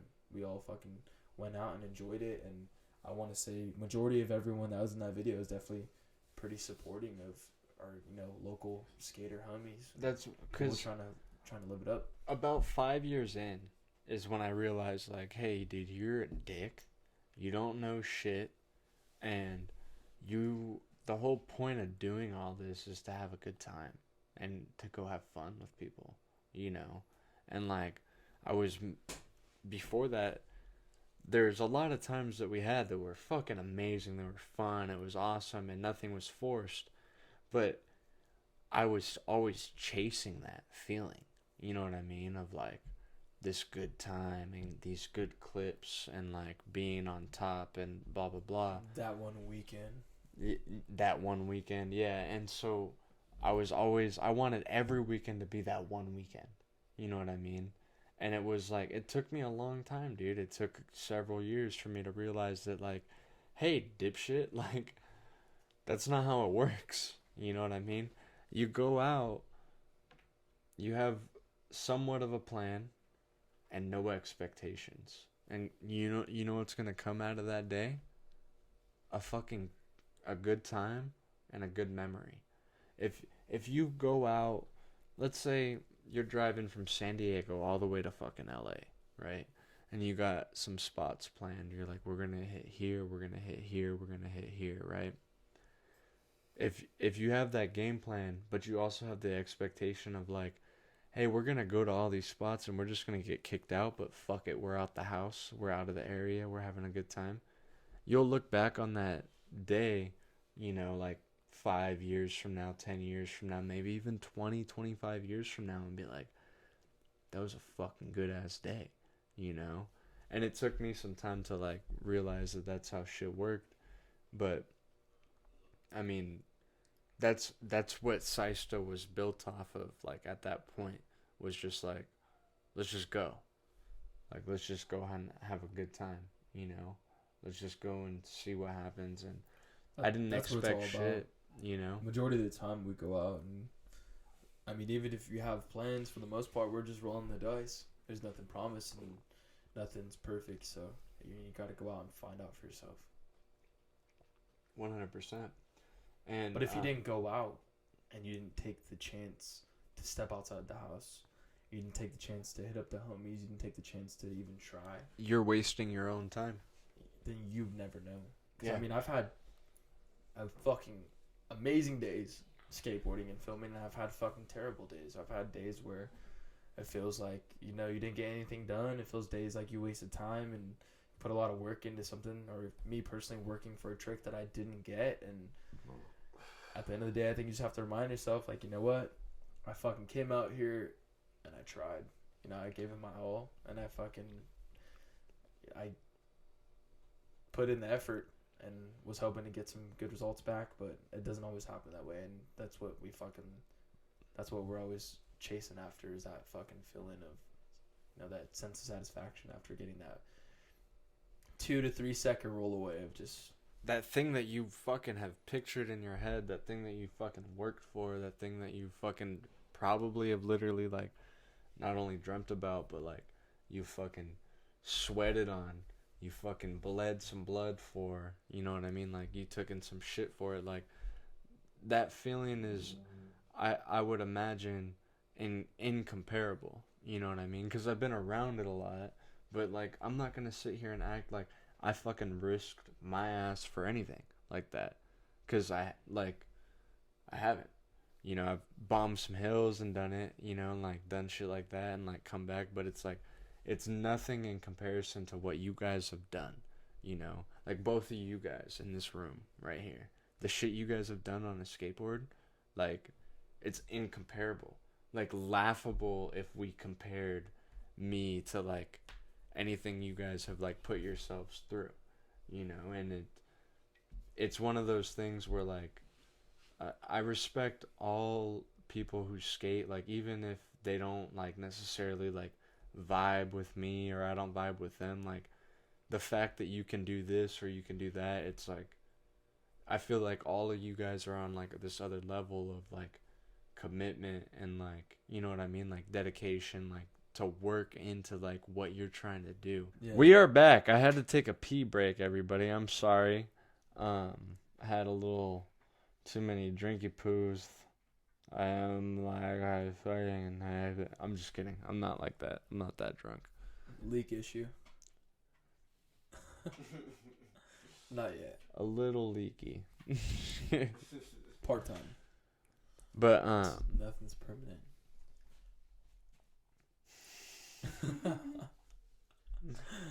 Let's go back to skateboarding. Skateboarding. So, who was your major influence, like when you were young? Like, who was the major influence to you, like that you would watch and like you would be like, oh, this person, I want to skate like them, I want to be like them, and blah blah blah, from this area? I don't even have to think twice about it, because from a very young age, one of the first videos that I had seen and like watched religiously, and just from the way he dressed, the way he skated, the attitude, the music that was always picked for his parts, Chris Cole. And it was just like the cool guy out of like the whole entire video of like, he was doing like the, black nails and sweatbands and skinny pants and just the whole entire like emo goth type of like rebel look before. I was never really into that. Like I don't, really dress like that. Or when I was younger though, I definitely wanted to. And like I would picture myself like this guy's fucking sick. Yeah. Like you even seen him in Skate 3 and he was just like fucking total outcast of what everybody looked like and what you expected. He was in Skate. He was in Skate 1. Skate 1, yeah. With the red fallings. Forgive me, not Skate 3. I'm fucking way off right there. Skate 1, dude. He was. I'm pretty sure he was in Skate 3 too, though, right? I don't know. I don't remember. It's been years since. It's been too long. Nobody even plays Xbox 360 anymore, really. Oh, okay. So real quick, I am gonna re-ask you the question because I'm sorry. Like Chris Cole is super influential and he's awesome, and I'm glad you shared that. But I asked from the area. Oh. Okay. But really quick, I'll get back to that. Let's talk about how. Let's talk about how our community has no fucking video games anymore that are like actually like worth a shit, realistic and dope, right? Because we have Skater XL, and I'm not here to like just completely talk shit, blah blah blah, but we have Skater XL and we have Session, and I have both on my Xbox, and they are fucking garbage. They are fucking garbage. Fight me. Write in the comments below if you agree or not. But they're fucking terrible. And when I say that, the whole concept behind Skater XL and the controls and everything like that, dope as fuck. Using the real actual spots that we know and love, dope as fuck, right? Why in the fuck do I glitch so much, dude? Like, how hard is it to ask for why can't I just ask for a video game that's finished when I buy it? How come every video game now, not just skateboarding, like every video game I fucking buy, every video game I play, It's got some type of glitch. It's not ready. It's not ready. It's not ready for fucking fully, publication. It's not ready. It's not formatted. It needs updating. You need to you never pay for a game and then that's it. Like you pay for, remember when you used to pay for video games and it would be the whole video game and that was it? That was dope. Now it's like you pay for a video game and then you pay for the DLC. And then you pay for the extra skins, or you pay for the extra whatever the fuck, and they just keep updating it and updating it and updating it. It's like all these microtransactions, dog. Alexa said it. I spaced on the word, but like legit, like remember games pre microtransactions? It's fucking bullshit. And not to mention the fact that it's been 10 years or something, like close to 10 years since the last fucking skate game, like EA Skate, best skate franchise ever, and we're stuck with Skater XL and Session, and I'm like trying to hop onto a ledge and my whole body is like folded sideways and fucking glitching and like just it's unrealistic as fuck. Like what happened? Like, what the fuck happened? And that's my rant. Do you have anything to add? Out of all those games, I mean, even today, I'd preferably just play Skate 3. Yeah. Just from, like, growing up and playing it and being familiar with the controls and stuff. I do know, though, a couple of the homies that, like, they'll fight over, like, Skater XL, like, opinion-wise. Shout out Peyton, shout out Kyle. They're fucking super good at Skater XL, and they always play it, and they're like, why don't you like it, dude? Like, hop on, like, try to get some tricks in and shit, and, like, try and play it, just, like, being used to Skate 3. It's, like, I mean, I can take the time to learn, too. Like, I have the system. Mm-hmm. I got the TV. I got the internet. Slower than a motherfucker, but it works. I don't know. I kind of lost interest in video games, to be honest. I play every now and then, but I think ever since they stopped making Guitar Hero, I just fell off. That's about it. Guitar Hero 3. Yeah, that was it. I mean, Guitar Hero 3. don't get me. I got a lot of homies that game. Lil Dylan, shout out Lil Dylan. He's gaming all the time and fucking monster on a skateboard.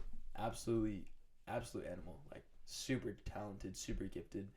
The Blanchetts be fucking games up, gaming the fuck up too. Game up. Yep. Me and Alexis game up. Shout out Apex Legends. Fix your goddamn servers. Oh my I'm God, on Ethernet. I'm on Ethernet, so I don't have any problems. But like, it's still we you got the direct connection there. yeah, we be playing games with people, and it's just These guys, so these guys got the You can lag see them switch. glitching out. yeah, it's fucking terrible. I would really only play games like, I play video games on my free time every now and then. I would, but it'd mainly be with Cory and Kyle. Like they had to play with them, like they got a new game, or like hop on Call of Duty and let's play zombies, let's do this, hop on, let me show you something. And we would just be super stoned, just playing video games all night till like sunrise, for no reason at all. And then like hang out the next day, go skate, come back home, and just do it all over again. We'd get the the like super tall cans of Monster. Like just Yeah. The 64 ounce. Did you ever try those? The huge. that was the literally- mega ones? yeah. Oh, that it's called the big ass can. Yeah. Those were the ones that we would get, and I'm not saying we'd all. I never finish had a them, big but ass we would. can. They were fucked. So we would go like a Monster or like Dr Pepper. And then, Thinking about this shit is making my heart feel crazy right now. I used to drink the Monster's tall heavy. ones I where remember you that shit. twist the top off, yeah. right? The Those are big tall ones. 32s. We would get those, and we get the big bag of Talkies. I would drink 2 of those because I used to work 12 to 15-hour shifts at Southwest Boulder, and so I would drink 2 of those in a day. And I remember I was hanging out at a barber shop one day, and I had like cracked the second one, and I wasn't working because I was just hanging out. Yeah. And one of these old ass barbers was like, "Damn boy, how long you think you can drink those before your heart explodes?" And I was like, "What?" Oh my God. Yeah. Dead ass. I'm not even Yeah, fucking I'm with you. pretty sure. Real He had life- the real life he had shit the right there. gray dreadlocks Yeah. and shit, Mad respect. and he was just sitting there like talking to me, and like Wes, I'm all eating a fucking donut. I'm eating a donut and drinking a Monster, and he's just like, how long you think you can do that? And blah blah blah. And I was like, fuck you, old man, you with your gray hair, get the fuck out of my face, Like I didn't actually say that, but I was thinking in the it. back of your mind, you're like, That's what I was thinking. And then cut to like 8 months later, and I'm like, I drink one Monster, and my heart is just like fucking, and I'm like, what is going on? Like, and I'm like, I'm gonna have a heart attack, and I had to stop drinking them, dude. And Dolan Stearns actually kind of helped me because we went out to Slab City. Shout out to the fucking last frontier. Fucking place is crazy. Have you been to Slab City? I've never been. I've always wanted to go, but Let's I've go. always heard We're going. crazy stories and seen sick footage from it. We're going. We're gonna go. And Let's tell the Blands, and they can bring their trailers or whatever the fuck they need to bring, Fucking and RV, dirt bikes. they can. Yeah, fucking exactly. razor, No. buggy. I'm dead ass serious. It's, like it's a desert. It's literally, a all desert. fucking- it's a desert, and there's all these like pits and like foundations, because it was a booming community out there like a long time ago. 50s and I think 60s. The Salton Sea. It's like 40s. right next to the Salton Sea, and the Salton Sea was just popping hard, but the salinity of the water was so high that, like, if you go to the Salton Sea today, you'll see fucking dead, fucking dried out like fish carcasses and like skeletons of fish like all over the beach, all over out there, because the water is just way too, like, there's way too much salt, because it's not like a natural thing, like it's all made from runoff. No, it used to be. It used to be connected to the the Gulf of right here,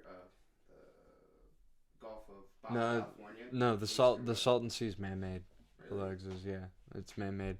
It was accidental. Like they were trying to like make a spillway into something, and like the spillway like emptied out there. Trying to turn some shit off, and before you know, you have like a bunch of runoff. Look it up. Like I'll pull up the history right here if I have to. But the Salton Sea was an accident, and people tried to capitalize on it, but it worked for like a decade, I think, about 10 years, and then the salt from the desert of the earth, you know, it fucked everything over because it was like a rapid thing that happened.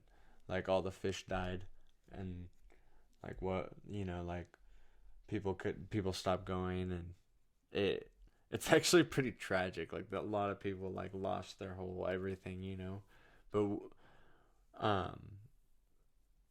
because of that, there's all these foundations out there that like they used to be houses. They used to be like the step up that everybody skates, and I'll pull it up right here. Euro gap. The fat ass Euro gap. Yeah, I filmed Christian Holt do double flip up it, and I filmed him do. I filmed some clips on. They're playing right now. You'll see them. They used to you have to skate it, the Euro gap, up. The landing of it, if I'm not mistaken, is a piece of wood, right? There's like I think there's a little gap on top or something where you had to put a piece of wood down or something because you hit that thing.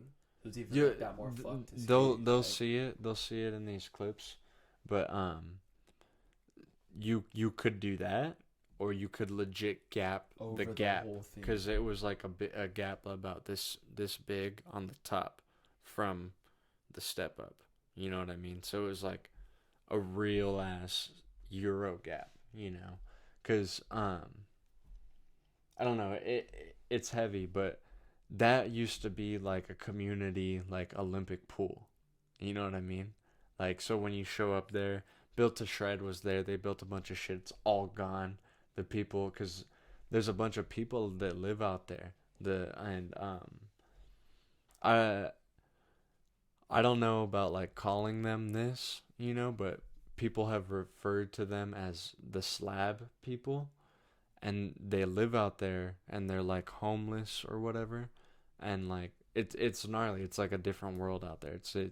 It's completely crazy. Like they use like the bartering system and stuff, like survival of the fittest. Yeah, and people have families out there. Like when I was out there, I saw this couple with kids, like little boys, little slab babies, little slab, little slabbies. Yeah, it's weird, and if you go out there, bring a case of beer for the locals, because just do it for your own safety.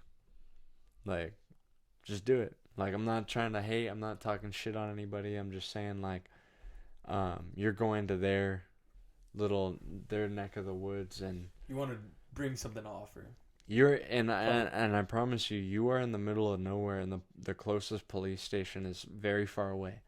So like, I think there's a reason why. If you have beer, just give them some beer, and like, you know, it's all good. The slab people will appreciate your Modelo. All I can think is. I'm not gonna say all that, but I feel you. I know what you mean. I'm getting some Hills Have Eyes type vibes right now. Kind of. Go out there. Kind of, yeah. You might not know what to expect. But then there's people like we met this couple out there, and they're like 60 something years old, almost 70, I think, at the time, and this is probably about 4 or 5 years ago now, you know. So they're up there, but this dude moved out there, and he had his trailer, and he used to work for a solar company, and he has all this crazy shit, like these solar panels set up all over his little property, and he's just running completely like illegally, you know what I mean, off of solar, like free, like complete free power, like no fucking bullshit. Like he's running completely free power out there, and he drives around in a golf cart with his wife, and the golf cart is fucking solar powered. Wow. It's the craziest shit. It's And fucking next level. there's people that like live out there legit, and then there's the fucking slab people. The slabbers. Yeah, and they don't really live anywhere, and like I guess for some reason they this company comes and drops pallets off there, like used pallets, and these people will like use the recycled pallets to like build houses and shit. It's wild, bro. You gotta go and check it out. It's super dope for skateboarding. Salvation Mountain is out there. It was this dude who's just tripped the fuck out, and he painted a mountain. Like, it's like a mythical place. I'm not even fucking around. Like, I'm not overhyping it. Like, if you go out there and you stay overnight, you'll know what I'm talking about. But I went out there, and me and Rotse drove me out there, and we slept in sleeping bags outside next to the gap. I swear to God. And like we woke up when the sun was coming up, and then everybody skated, and like we were with Dolan and all this shit. But it was on that trip Dolan was telling me like, you have Crohn's, right? And I'm like, yeah, because he has Crohn's as well. And he's like, and you're drinking Monsters? Because I was drinking Monsters. And he was like, man, you need to stop that shit. And like he like had like a serious talk with me and like all this stuff and blah blah blah. And I was like, all right, man, like, you know, like I get it, like I appreciate you care, you know, like, but I don't know, you know. Kept drinking him, and then one day he saw me at Serenity in Lake Elsinore, and I was drinking a Monster, and he rolled up and he was like, what's up? I'm like, what up, dude? And he said, if I ever see you drinking one of those things again, I'm gonna slap that fucking shit out of your hands and pour it out. And I was like, alright, bro. I swear to God. I swear to God. And I was like, all right, bro. And that was like the last time that I like bought Monsters. I was just like, so shout out Dolan Stearns. Thank you, brother. I appreciate you. Sometimes you got to get aggressive with people, because I probably wouldn't have. Especially if they care about you. Yeah, I probably wouldn't have. Dude, if he didn't react that way, I wouldn't have given a fuck, and I wouldn't have changed. Like, you know. Maybe from past experience too, you know, that he knows what the fuck's good with Monster. And I mean, shit, I don't want to cut myself short, but if Monster, you ever want to send the endorsement my way, I'm not gonna say no. Link in bio, G. Link in bio. Nah, that shit. Let's collab and make a healthier supplement, like a different organic like, Monster. Shout out Yerba Mate though, cause I'm fucking with Yerba Mates right now. I drink a lot of coffee. Yerba Mate. Yes, sir. I drink a lot of coffee, day to day. And why do you call them Yerba Mates? Yerba Mate. That's how you. Yeah, that's how you say it. Yeah. Really? I mean, I see MATE, and I mean mate. Yeah. Well, it's because you say. The homies are calling them Yerba Main. Like fucking offer me yerba mates and shit. Line the trick right here. You're getting yerba mate. Come talk to him for a second. I'm gonna take a piss. Sorry, everybody. I got a short bladder, weak bladder, small bladder. Well, I'm very honored to have you here, brother. It's been a long time since I've actually gotten to sit down with you and talk to you in person. I mean, I think the last time I talked to you was when we were in Vegas. And I was just telling you, like, man, I'm very proud of what you're doing. I really enjoy seeing the product that you're working on. And I only hope that you keep going and you make the best of it.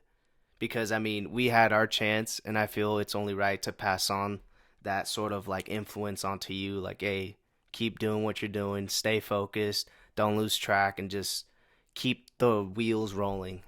Because, I mean, you only have so much time doing it before it's, you know, it becomes harder for you and your body starts giving out and you have to adjust your diet or the way you exercise in order to keep up with what you're trying to do. So especially like, you know, I've been through my fair share of injuries, you with your knee, me with my hand, and my, you know, I tore my urethra and I hit my head. But like there comes a point where you place focus on things that matter in your life, and then everything else just kind of comes through.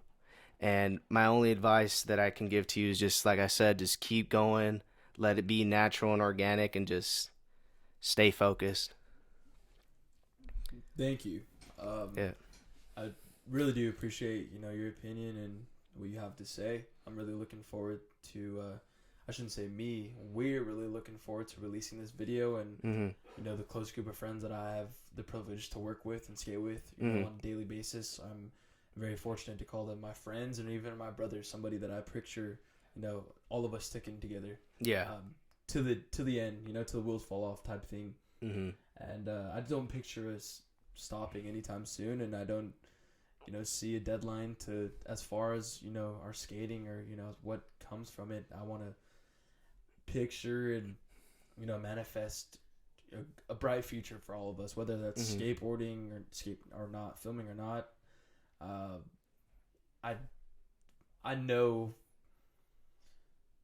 exactly where I picture us going, and I have a good idea of what we want to execute, and I think that we're well on our way. So thank you for having us here. No, of course, man. I definitely I appreciate you guys, and we appreciate you coming around. And like I said, we want to show our utmost support for you and the squad and everyone that's involved, and we can only hope what the best for you guys, and to keep pushing forward and keep pushing the boundaries of what's possible and what our community out here has to share for the world. Definitely, 100%. I think the most important thing is we have to keep that fire lit. Oh, of course, yeah, definitely. You have to keep going for the ones who aren't here, and you got to keep pushing, because, you know, we don't know what tomorrow's going to bring us.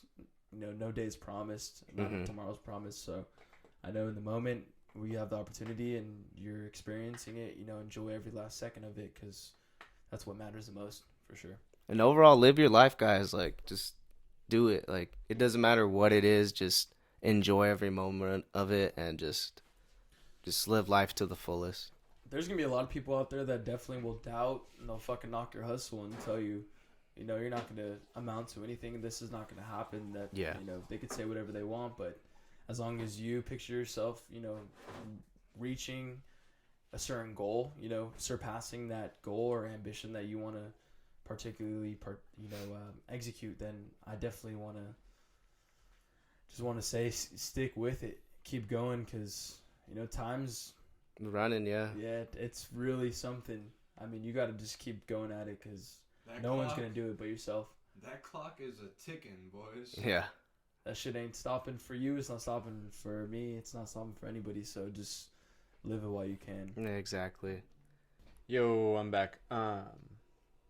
We're gonna be wrapping it up soon, so I just wanted to kind of make some closing, you know, statements and stuff like that. But it's I mean, Alex is kind of like, he already almost said it, like, all, you know, like, we're hyped.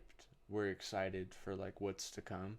Like, for real, I'm like, every time you guys are posting something, I even find myself, like, looking, like, has this full posted? Like, I'm, like, wanting to see more, you know? I try not to post too much. Yeah, at the same time, I try not to post But too here's little. the thing, is that there's a magical thing about keeping the mystery to, like, what the fuck is going on, because my brother is heavily involved, and all of, like, a lot of my brothers are heavily involved in this thing, and none of us know what the fuck is going on except for you know, and there's magic behind that. There's some dope shit behind that, because I mean, I've talked to my brother, like my real brother, and he doesn't even know, and he's in it. And he's like, yeah, Joe's just like, it's all a secret. He's keeping it a secret, and that's fucking dope. And cat's out of the bag. Cat's out the bag now. Like, right? You're definitely working on something, but nobody really knows. I don't even know. I'm sitting here with you, and I've showed everybody clips of, like, things that you've done, and, you're working on it. I'm about to show them more after, like, you know, the ending and whatever. And I still don't know what the fuck is going on. And so it's gonna be really dope. Like when you're really done with it, and I'm excited. And how much more time do you think we have to wait? That's a good question. You know, good things come to those who are patient, right? Yeah. That's what they say. Yeah. But right now, with it being just about April, I'm saying, you know, April's right around the corner.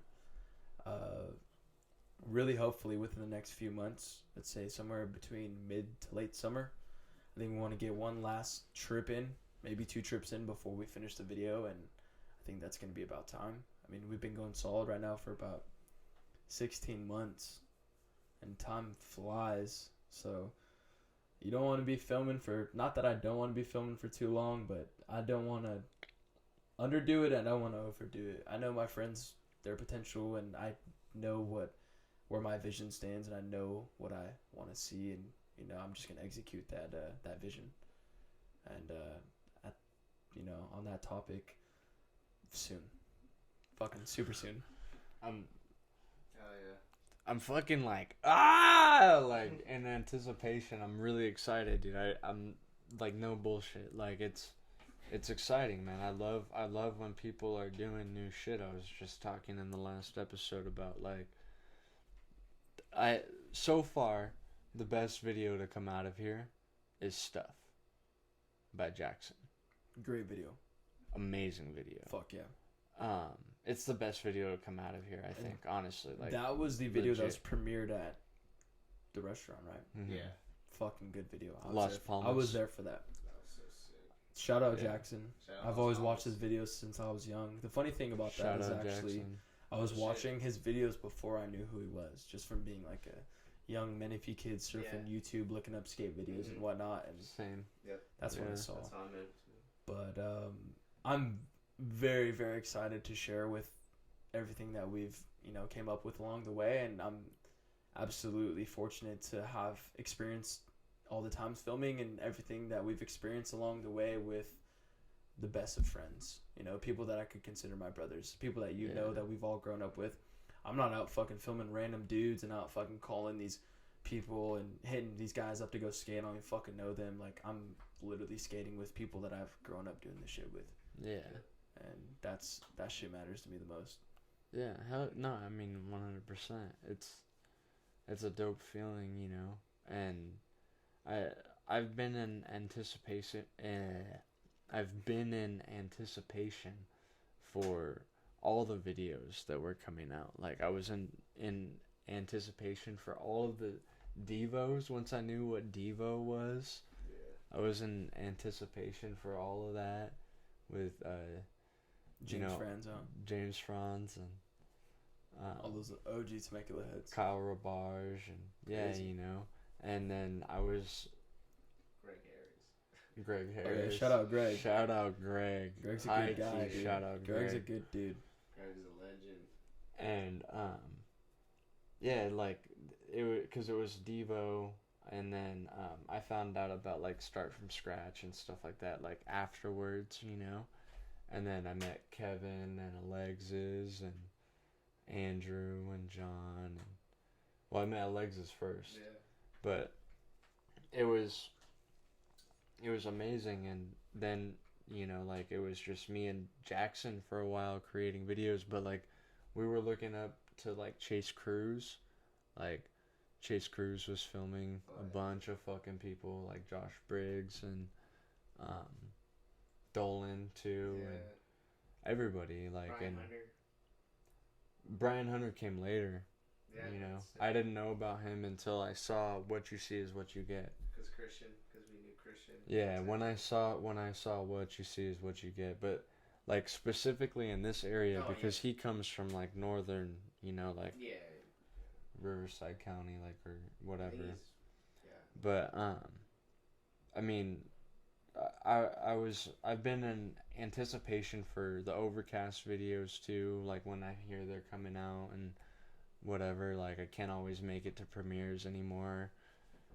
or I couldn't because I was going through some shit and I was taking care of old people, and it was just like a thing, like a weird thing. But I'm excited, man. Like, just like I've been excited for everyone else, but I'm a little bit more excited, like, because Thank you. I mean, this is something that, like, this is the first time that, like, I don't have any insight on the video, like, and what's to come, because my brother hasn't even told me shit. Like, even the shit that he's seen, and I know he's seen things go down, he hasn't told me nothing. And so I'm just like, what the fuck is gonna come out of this? And it's exciting, and I'm glad that you're here and we can talk about it, and we got to talk about it, and I got to showcase some of your shit, and I hope to have you on soon. If you want to do another one before you come out with it, maybe you drop some throwaway shit between now and then, and you want to come promote it, like, I'm down for you to come on with somebody, my brother, whoever the fuck you want to do it with.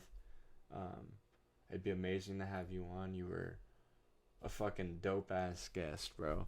It was good. This was a I appreciate fun, you guys having me. this was a really fun podcast, and sorry, I got like caught in mouth. This was a really fun podcast, and I really appreciate it. Again, like, you coming on, and I'm excited. I mean, you're excited too. We're all excited. If you're watching this and you're not excited, then fuck you. With capital F. With a capital F. All caps. Yeah. I mean, you don't be excited, or be excited, whatever the fuck you want to get, but once you see it, then you will know why. My friends put a lot of fucking hard work into this shit, and I'm ready to showcase, what they have to offer. Is Kyle gonna have a full part? He is. Oh my god. Yep. Fuck. Okay, dude. Alright. Yeah. Alright, man. Well, I'm gonna have a hard time sleeping after hearing that, so We're gonna plug in his YouTube channel and stuff. yeah. Well, do me a favor. What's your Instagram handle? My Instagram handle's Juicy Joe with 2 underscores at the end of it. So Juicy, JUICY, JOE, 2 underscores after it. And then your our YouTube? YouTube is Pissing Off Pedestrians. PISSINGOFFPEDESTRIANS. Hell yeah. Try not to fuck it up. Pissing Off Pedestrians. If you can't spell that, then fuck, don't look it up. Dictionary. No, Yeah. don't even worry. Yeah. When as you're spelling it, I'm like, I got a little thing going that was like typing it up. It already showed, like, it's being showcased. You're good. Oh, perfect. There But you go. it's better for them to hear you shout it out, And Thank you for having me. yeah, no I really worries. appreciate it. Are you involved in Feast Stream? Yes. You're involved in Feast Stream? You want to shout that out? Shout out Feast Stream. That's I want to say that's Curtis's thing. Curtis Blanchett, Cory Blanchett, Kevin Blanchett, Kyle Blanchett.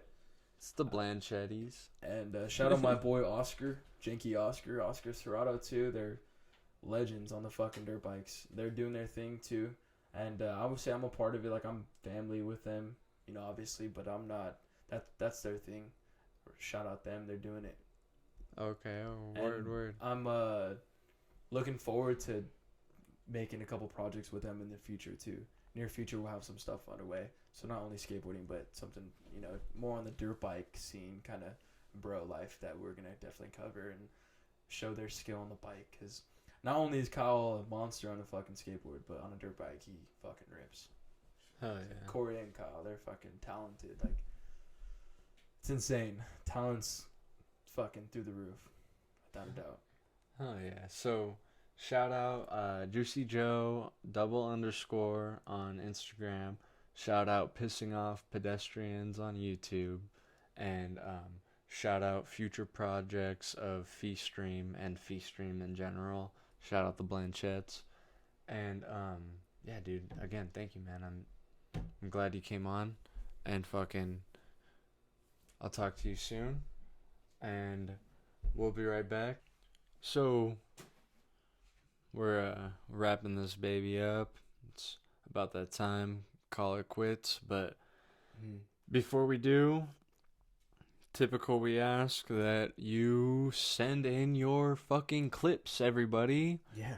We're waiting on those clips. I don't care if it's a skate park, whatever the hell you're working with. YouTube, Instagram, whatever. Even if it's just a file on your, just in your phone, like, it doesn't matter. Just send it on over. Yeah, just send it. If you have clips on Instagram, I can pull them off of Instagram from my computer. It's not a big deal. Just send us direct message on Instagram at Cultureland Podcast. We might make a Twitter, but I'm not really. Yeah. If we make a Twitter, I'm gonna have to make Alexis take care of it, and he doesn't seem like he wants to do it. Yeah. But it's been a good episode. I really enjoyed our last guest, and obviously we've said it a bunch of times. We're looking forward to Definitely. what's coming from that, and just if you want to get shouted out, or if you want to be featured on the podcast, maybe just hit us up, Cultureland Podcast at Instagram, and same Cultureland Podcast on YouTube. I hope you guys enjoy the rest of your day, evening, night. Like I said, you guys are time travelers right now, like visiting the past from the future. So like I don't know what time it is. It could be fucking whatever the fuck time. There could have been Aliens landing on the volcano in the middle of the desert. It could be too late for all of us, for all I know. But wherever you time travelers are, I hope you're having a good one and you're enjoying yourself and you're taking good care of yourself. And I'm only going to say it one more time, before the next episode, but send us those clips. Let's feature them. Let's talk about it. Let's do it up. Good night, everybody. Good night. Till next time.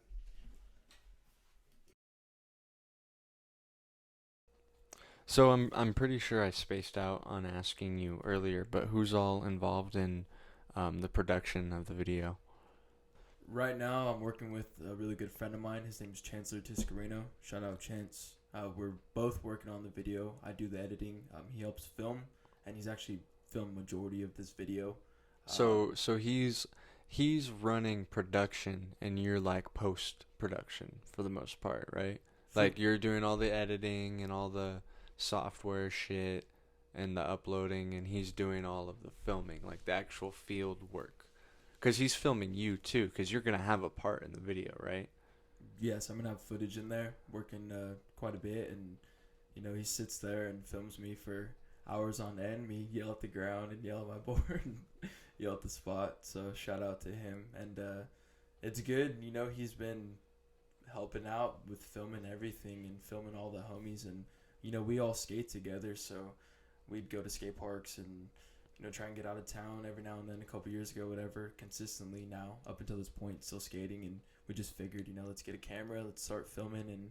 And we've always been relatively in the streets skating and having a good time. iPhone bullshit, but I figured, let's get a camera and start filming. And I'm hyped that he's in for it and down to ride with the homies and document it all. It's a fucking pain. Could be, Shout out to Chance, dude. Definitely. Good dude. Really hyped that, everyone that's involved in this project I've known for a while and I have an actual good relationship with. And there will actually be, a couple different faces that you're familiar with too that maybe you didn't think they'd have footage in this video, but, they've been skating and coming out with us here and there and just having a good time and enjoying it while we can, for sure. Can we plug his social media? Because he's posting stuff about the video, right? Yeah, his Instagram handle's Chancellor, but with a V instead of a A. So that's how I always remember. It's just Chancellor, CHVNCELLOR, but it would be an A. But obviously it's a V. It's some different shit. So we'll throw it up. And believe it or not, he's actually got some footage that's going to be featured in the video too. I'm actually hyped because I get to film, Chancellor when he's skating, and if James or Chris scan the spot with him as well. I'll hop on the camera, or vice versa. He hops on the camera, films us, and it's sick, man. It's definitely fortunate. I'm definitely fortunate to have the opportunity to just work with all my good friends and to film, with the homies that are definitely my homies.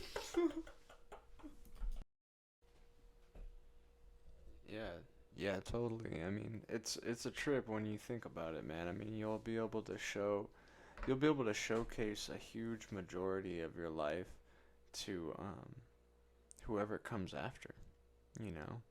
Like whether it's your kids or your grandkids or whatever it is, like our generation gets to showcase things that in a way that I don't think was ever possible before, you know? Like I don't know, man. I'm extremely excited. I'm really stoked you guys are all working on it, and it's something that I know that even 10, 15 years from now we'll look back and be like, "Damn, look at this shit. It's fucking dope," you know. I'm really looking forward to that. As fast as we grow older, days go on and stuff. I'd like to look back on this video and know that we all worked on it, and it was definitely had a meaningful purpose behind it for one of our best friends passed away, R.I.P. Dylan Jolly. So I'm doing it all for him, and I'm looking forward to the day I could show my kids, show my son this video, or when it does release and my little brother gets to watch it. And he was fortunate enough to have met Dylan. He was a little kid at the time, but he does remember him, and he does bring him up a lot, and I really think that's special in a way, for sure. It means a lot to me, so it's something that I hold close to my heart, and I'm just definitely really stoked to have known him and his family as well. So shout out his family too. Shout out Patty and Eric too, Eric Jolly. So thank you guys for everything. Thank you, Patty. Shout out, man. Well, I appreciate you coming in. I appreciate you sharing, and listening too, because I talk a lot. I like to talk, so it's cool, man. I really appreciate you coming by. I really appreciate you doing the podcast with us. And yeah, I mean, sorry everyone that there's no video, but the memory cards were full and yada yada yada. But yeah, he our good friend here, Joseph, he had some stuff that he wanted to add. He had like a brain fart momentarily, so we just hopped on the mics real quick to give you a little bit of extra information, a little, something. But I hope all of you time travelers have a good rest of your week, and you know where to find us. We'll be here. It's already, you can see it. It's right in front of your face. It says Cultureland Podcast. And follow us on Instagram. Like, subscribe. Hook your boys up. And I will see you time traveling motherfuckers later.